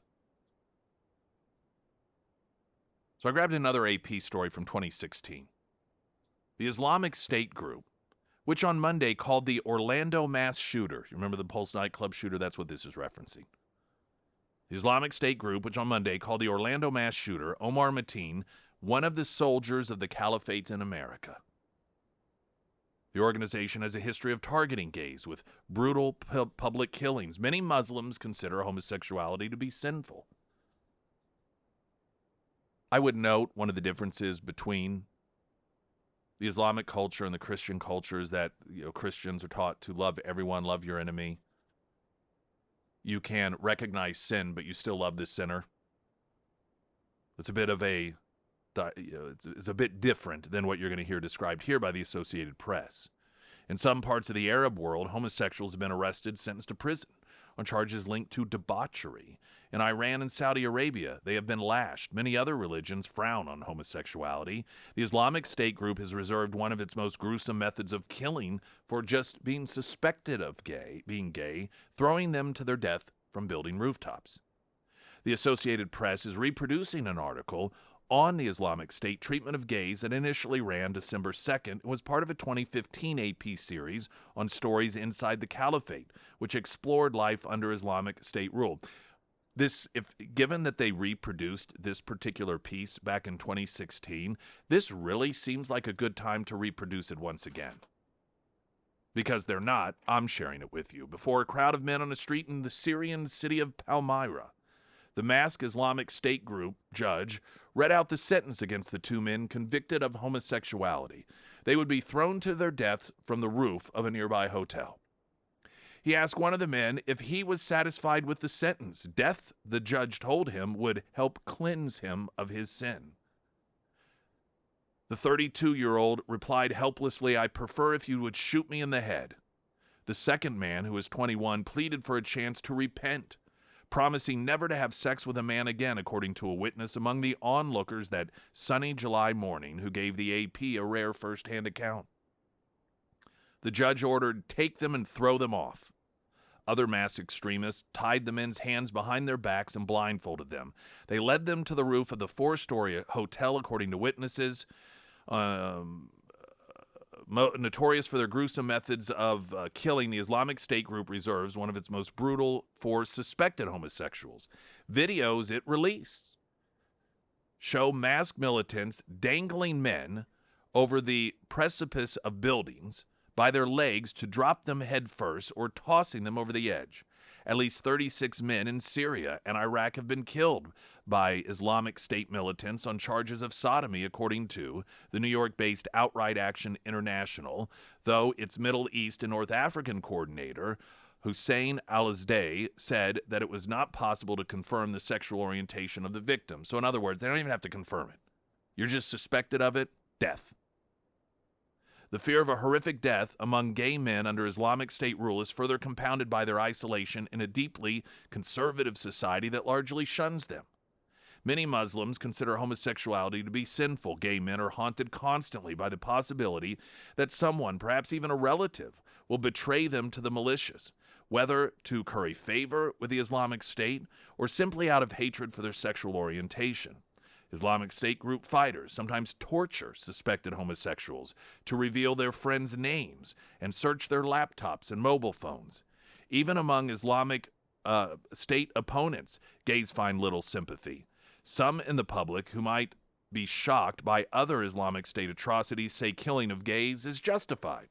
Syrian rebel factions have killed or abused gays as well.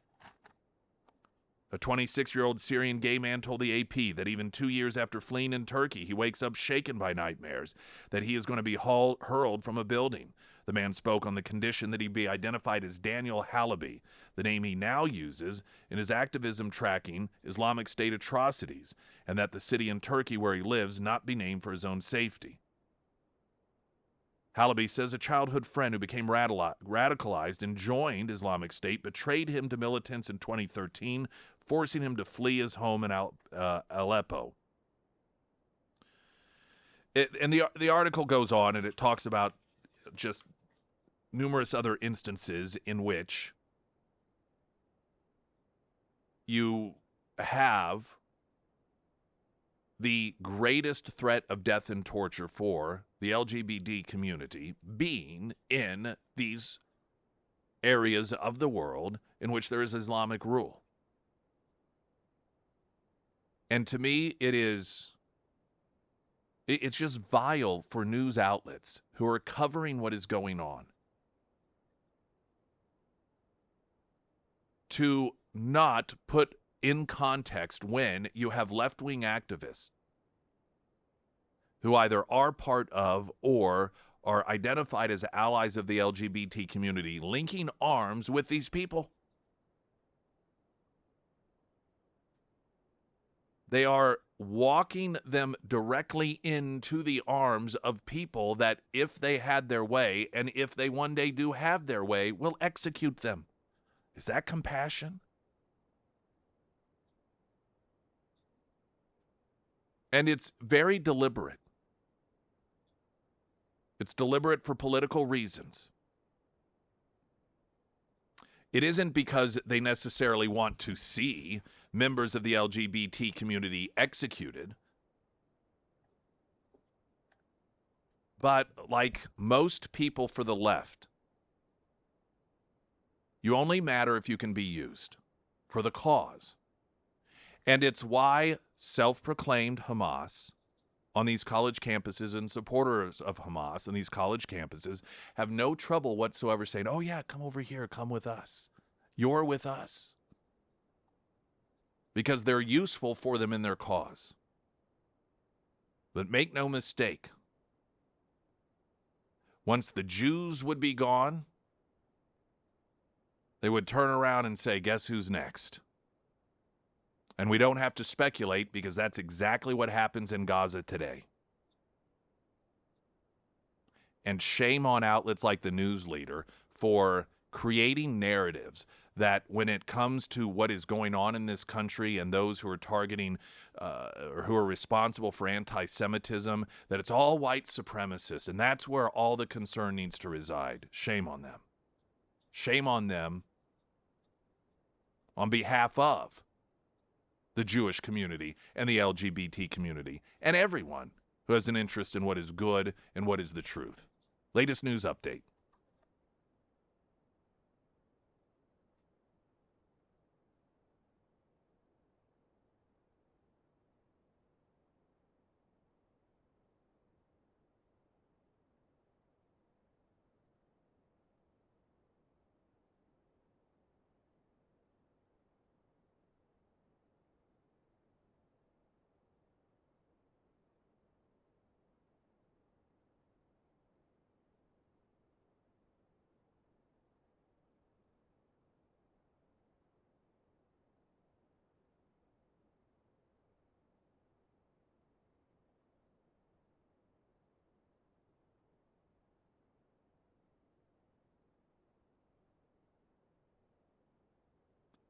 First Alert Forecast sponsored by St. Clair of the Ozarks Home Improvements from Color 10 Fox 49. Meteorologist Tom Schmidt. There is a severe thunderstorm watch until 2 for much of the listening area, with severe thunderstorms likely throughout the day off and on.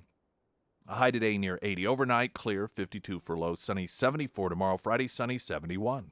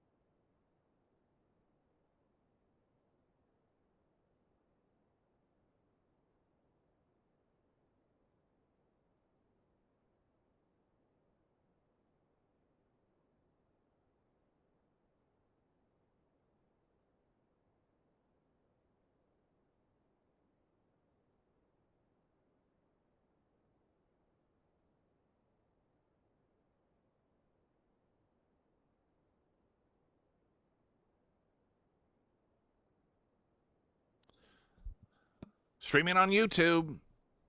Sponsored by Springfield Wraps.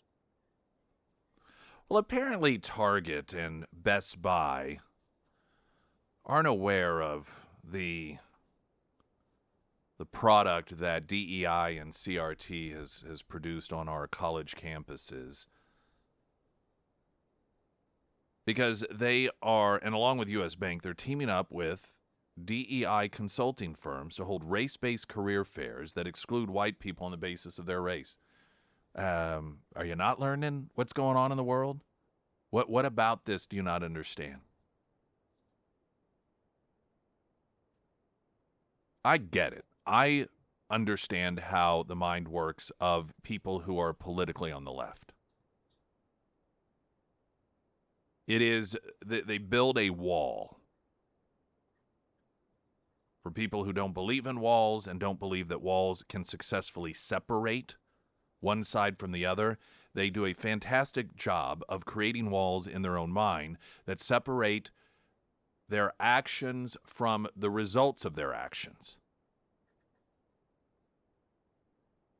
It is very clear, and it was predictable, and it was predicted. When you indoctrinate people, children in particular in the United States, the way for generations that they have been indoctrinated in the Middle East, that there are inherently bad guys and good guys. In the Middle East, it was Jews. Jews are bad. It started at a very, very, very young age. They have Sesame Street-style programming in order to make sure that very young children in the Islamic world understand that Jews are the oppressors. Instead of learning from the damage that does, here in the United States several years ago, we decided we're going to ramp that sort of thing up here. Instead of specifically focusing on Jews, however, you had different categories. White people, evangelical Christians were considered oppressors by the left, and a number of different other categories, law enforcement and people who support law enforcement. But when it comes to race, white people and people of color are always the oppressed. They are the victims. This is what DEI and CRT does. Now, this is how it is that we also, when you look at what happens to people, to society, to cultures, when you indoctrinate people into believing that inherently, because of ethnicity, a skin color, that automatically this grouping of people, they are bad and oppressors, and this group are the good people and the victims. We've seen what happens. Whether it's, Jews being the bad guys in Nazi Germany, Jews being the bad guys in the Middle East. Those are just two of the most high-profile examples in modern history, but they aren't by far the only example. This is how it is that you destroy entire groupings of people. So the left in the United States decided some time ago, hey, that seems pretty nifty. Let's do that here. We'll call it critical race theory. We'll call it diversity, equity, and inclusion. Well, this is... No, for God's sakes, no. Now my phone's going to call the Division of Equity, and that is the last thing I need. Great. I'm going to be on that call list. This is... human behavior it acts pretty consistent. So even a casual observer, someone that's not necessarily trained in psychology, knows what's going to happen. And that's exactly what has happened. What we said would happen has happened. And you have these conflicts that are created. And people who believe that they are righteous and virtuous because they are on the side of good, because of the way that people look, are the people that they support and fight for. And the people that they want eliminated are just inherently the bad people. This is what they believe, because this is what they've been trained through DEI and CRT. The people who promote that, though, they will tell you there's no connection whatsoever. No. There's no. We're not responsible for that. Oh, no. Don't blame that on this. And that's how non-thinking societies devolve into evil. In a thinking society, in an intellectually curious society, when you implement some sort of plan or ideology and you see horrifically negative outcomes, you say, oh, wow, oopsie daisies, let's not do that anymore. When you have a society that is largely populated, however, with people that do not have intellectual curiosity, they are either unwilling or incapable of seeing the connection. So they continue to do it. And in fact, unfortunately, what also occurs because of an arrogance, when there are people who say, whoa, wait a minute, this wasn't the right thing to do, look at the results, they double down because they're mad at you for telling them that not just they were wrong, but, just the idea of it was wrong. It's nothing personal. Hey, you're going to have some people that said, I thought it was a good idea too, but I recognize we were all wrong in this thing.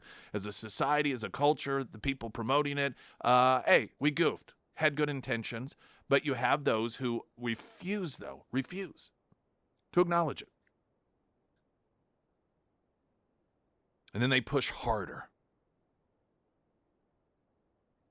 This is a large part of the reason that this whole transgender thing has and girls being forced to be second in line behind boys when it comes to sports and told you have to basically default to whatever the boy wants. All because you had a few individuals that toyed with the idea, and then when normal people and people who are defenders of girls said you can't do that, they doubled down on it. And then politically speaking, because it was always Republicans and conservatives defending girls and common sense, Democrats by default, well, if they feel this way, then we're going to take the opposite position. And they double down to where you have them convincing 8-year-old kids who are confused about the idea of going through puberty that they should have sex change operations. I mean, that's how radically out of control things get when you have a portion of the population that is not tied to truth or intellectualism, but instead just reacting to, oh, you're the bad guy, you're the oppressor, this is what you believe, we're going to take the opposite position. And so as we watch, and the head scratching that occurred when we began to see this pop up on the college campuses, like, where did all this come from? Many of us knew exactly. This was no surprise. It was just a matter of time before the product came into play. The product being these individuals who bought into the oppressor-oppressed ideology of DEI and CRT.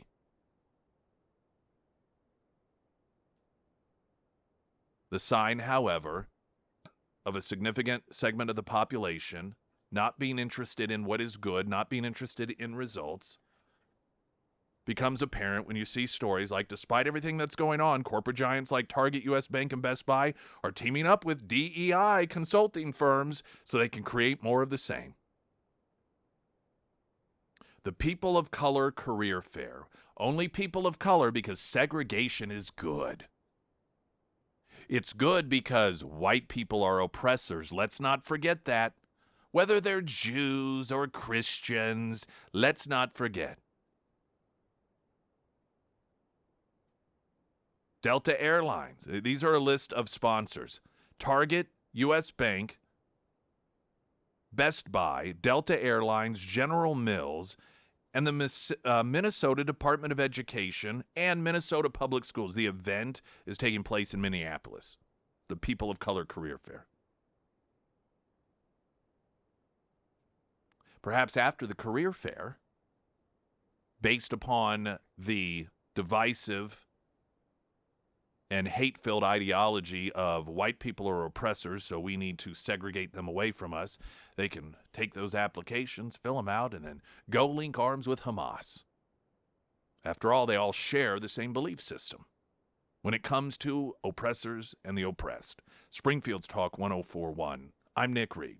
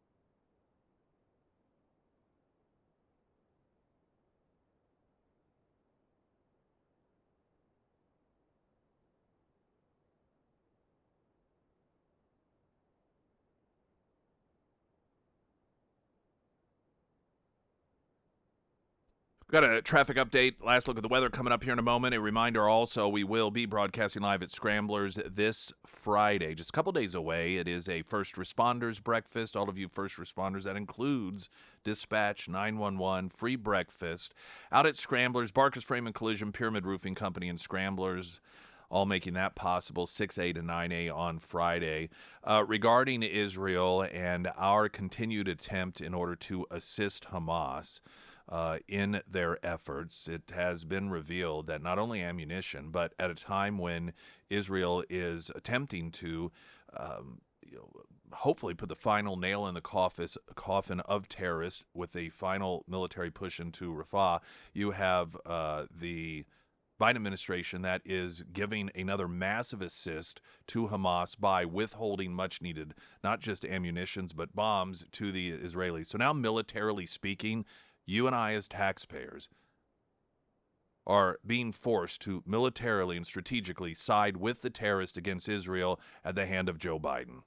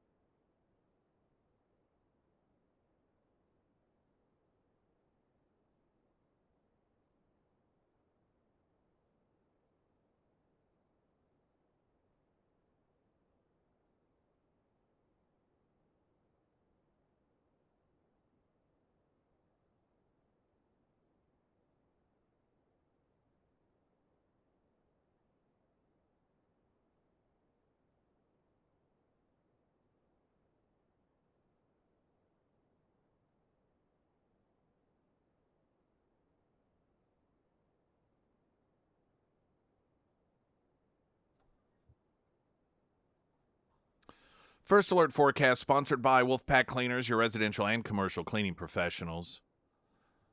From Color 10 Fox 49 meteorologist Tom Schmidt till 2 o'clock this afternoon, severe thunderstorm watch for much of the area. We are through the listening area and beyond, expecting severe thunderstorms through the day, high near 80. They should be out of the area, what is left, by 7 o'clock tonight. It will clear out, cooler, low of 52 overnight. Tomorrow, sunny 74, and Friday, sunny, high near 71. We're talking earlier about the lack of awareness, and largely crafted by the media in this country, by those who are supporting the Hamas sympathizers, some that are identifying as Hamas, but are also LGBTQ supporters, or so they say. They are in words, but clearly not in practice because of the horrific treatment that the LGBT community gets. But it does overshadow, as Sarah mentioned. She goes, you notice a lot of these photos, a lot of the protesters seem like most of them are women, and not to mention the treatment of women in Gaza and by Hamas. I mean, what does it say about our culture and our society when the people that, categorically speaking, are the top victims of Hamas are their biggest supporters here in the United States? Think about that. LGBT community. I shouldn't say I suppose the biggest supporters, if you look at the numbers in polling, is the Muslim community. But outside of that, when you're talking about those that don't really have a connection in any sort of religious or ethnic capacity to what is going on there, to Gaza, to Hamas, the biggest supporters are the people that are the number one targets. Isn't that crazy? And what's even worse is that this mindset is bred on university campuses, which should be the place that you have the highest percentage of individuals who actually know what's going on and are in tune with what's going on, not that are totally ignorant. This is supposed to be where they learn about this stuff. These should be the first people that say, as a woman, I know what these supporters do to women and how they treat them. I don't think so. As a member of the LGBT community, the same thing. But instead, they're the biggest supporters in what should be the most intellectually curious and advanced country in the world. And within that country, the United States, what should be the most intellectually curious and intellectually advanced pockets within the country, that's the university campuses, is where we find the most ignorant, self-destructive people in existence. And look how much it costs to be that foolish and that ignorant and that uneducated and anti-intellectual. The judge presiding over the case against Trump involving allegations surrounding classified documents have indefinitely postponed the trial date. And this is largely because of the tampering with evidence done by the federal government regarding these documents. And the Jack Smith had to admit that they had tampered with the evidence and lied about it. Had to do with the files and the order they were in and so forth. And there was tampering done. Why they admitted it, I don't know. It's anyone's guess. But they had to. I don't even know if they had to, but they did admit this. And so the judge has indefinitely postponed the trial date. At the same time, it has been revealed that the FBI brought in props to its raid of former President Trump's Mar-a-Lago home for the classified documents. I knew this. I knew it. When the FBI, the federal government, began posting those photos, and they were so almost cartoonish because they had the big classified label, and at the time, when these were very first were being released, and it was before there was even any sort of opportunity for the Trump people to make any statements on it, I said, this just does not make sense. This looks like the cover of a board game on solving crimes. You know, you got the noose and you got the candlestick and then you have the big classified marking on a document. It was cartoonish. It looked similar to what one might expect if middle schoolers were given a project to craft crime scene photos in which classified documents were discovered. It was so, and I remember talking about it on the show at the time, saying that just seems fake. Well, it was fake. And what I and so many others suspected was true, that the FBI brought that stuff in order to plant so it could falsely create the impression that Donald Trump had these classified documents hidden away that he knew he wasn't supposed to have. Unbelievable. It's not unbelievable. The fact that it's not unbelievable makes it unbelievable. Springfield's Talk 1041. I'm Nick Reed.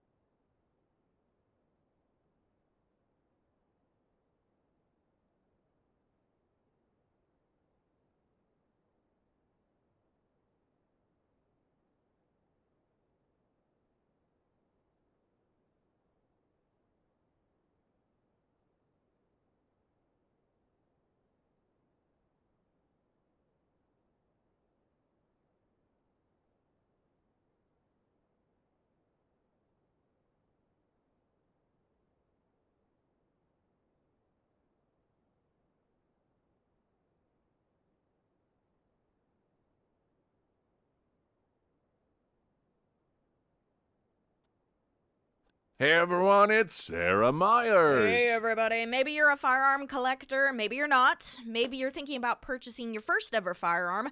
Quick Draw Gun in Monette. It's easy to find, just a straight shot down 60, about an hour away in Monette.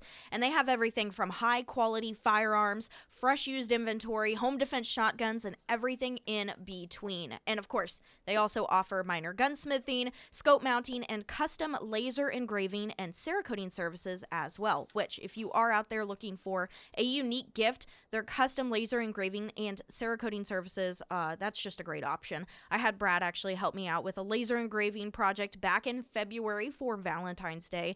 The husband, he got interested in learning about family history, and so I had Brad create a magazine with my husband's family crest on it. It turned out great. It was a fun little project. So keep them in mind for that laser engraving and Cerakoting as well. Now, in the meantime, if you got any questions, reach out to Brad and his team today. You can find all of that contact information for Quick Draw Gun under the Sarah's Endorsements tab at ksgf.com. I played audio yesterday of New York Governor Kathy Hochul, who I think at this point most honest observers would recognize as being a complete idiot. And she claimed that black children, specifically in the Bronx, don't know what a computer is or the word computer means. She was very specific about this. And she was using it to make a point, saying this is why we have to invest in getting money into these areas so that they are no longer somehow walled off from knowing what a computer is, because in doing so, their skin color diversity is somehow going to help when it comes to technology. She didn't explain that. Of course, she was not expected to. Of course, she's apologized, and she said she misspoke, saying, while discussing my commitment to expanding economic opportunity for communities of color, I misspoke and I regret it. Of course, black children in the Bronx know what computers are. The problem is that they too often lack access to the technology needed to get on track to the high-paying jobs, so forth, so forth. Now, she acts as if this was just a slip of the tongue, but it wasn't, because it was the entire premise for her point. It was the entire premise of her point. Her point was, which she reiterates here, that we've got to expand economic opportunities. But the reason that she noted we had to expand those economic opportunities was because black kids didn't even know what computers are. This is how bad it is. That's why we've got to get economic opportunities into these districts. So here, yet again, you have a left-winger that is expressing what probably is a genuine opinion in her mind of the average black person. They don't know how to get, according to Biden, we played that audio yesterday, attorneys or accountants. That's something black people don't know how to do. Black people don't know how to get photo IDs. They don't know how to vote, and like I guess if you aren't allowed to get free food at polling places, we saw the accusations of that in Georgia, and you don't even know what computers are. They're just this is the stereotypical black person in the mind of the left. We know this because they express it all the time. And then when there's outrage, people are like, that's kind of racist. It's pretty racist view of what a black person is in your mind. Like, no, I misspoke. Well, it wasn't a slip of the tongue, and it wasn't a misspeak. And I know this because, again, her entire point was based off of the premise that, in her assessment, black kids don't know what computers are. Kristi Noem continues to amaze me and others as I, like you, pick up on the fact that people keep talking about her, but it's because she's earning it. She's earning it. This is not one of those situations in which you've got somebody that screwed up and then people pounce on it and then just won't let it go, because she's the one that's not really letting it go. And I'm going to play this audio. This is the most recent. And on one hand, I'm thinking to myself, these people that she's doing the interviews with, they're all asking the same question over and over again. It becomes exhausting. Oh, you're asking about the dog. You're asking about Kim Jong-un. How many times does she have to answer this question? But the problem is, honestly, and some of them point this out, she's not really answering the question. And so we've gotten into this cycle of her going on these programs, not answering the question. So the question gets answered over and over again. It gets asked over and over again. It's like a Groundhog Day. And I don't even know really who should ultimately be responsible for stopping this cycle. For her, I suppose you would just stop it already, quit it. The media, just quit having her on. But if she offers to come on and people are paying attention, I understand why they come on or why they have her on. Here she is with Elizabeth Vargas. And what the media has been trying to do, asking questions of Kristi Noem it's somewhat similar to asking questions of Karine Jean-Pierre. You're not answering the question. Still have hostages that are missing. All right. Also, in your book, you write about North Korean leader Kim Jong-un. Oh, yeah. You've been questioned several times on this in the last couple of days because you've issued a retraction. You said that it shouldn't have been in the book, this passage, that it was a mistake. Why shouldn't it have been in the book? Is it untrue? No, what I said is that when this was pointed out, that we made an adjustment to what the content was in the book. I've met many world leaders around the world. I've been to the DMZ. I've been traveling for years and years talking to world leaders. Just that name should not be in the book, and I'm not going to discuss those personal meetings. Your spokesman told Politico that the world leaders' names were conflated in the book. What does that even mean? What it means is that I've met with many world leaders, many of them. Did you meet with Kim Jong-un? Some of them are in the book, and some of them are not in the book. And that when this was brought to my attention, I immediately took actions and asked to have his name removed. But why did you remove it? Is it because it's untrue, that passage? No, this is something that I think I'm not going to talk about. I don't talk about personal meetings with world leaders, and I'm going to continue to stay there. But clearly, if you're taking it out of the book, it's because it's untrue. I've given you my answer, no, and that's not the answer. I would say that, this is something that I asked to have adjusted and have the content and that name removed, and that is truly what the action has been. You said when you learned of it, you immediately took action. Mm-hmm. You recorded the whole book, the audiobook. Mm-hmm. You read this whole passage out loud. Why didn't you take it out then when you read the audiobook? I've traveled for years. I've been involved in policy for almost 30 years. And so I've gone all across the world. I've met with world leaders. So you didn't realize when you recorded the audiobook? When it was brought to my attention, and I asked the publisher if they would remove the name, and they did. Okay, but you didn't answer my question. When you you posted pictures and videos of yourself recording the audiobook. When you recorded your own audiobook, you didn't notice I'm not going to discuss about my meetings with world leaders. I'm not asking you to. I'm asking you about recording the audiobook. Did you want to talk about something else today? No, I just wanted to know. We're just trying to get a straight answer from it. This has been... We did. And I took responsibility for it. The buck stops with me. This anecdote, I should not have put in the book, and I asked to have it taken out, and it is. Okay.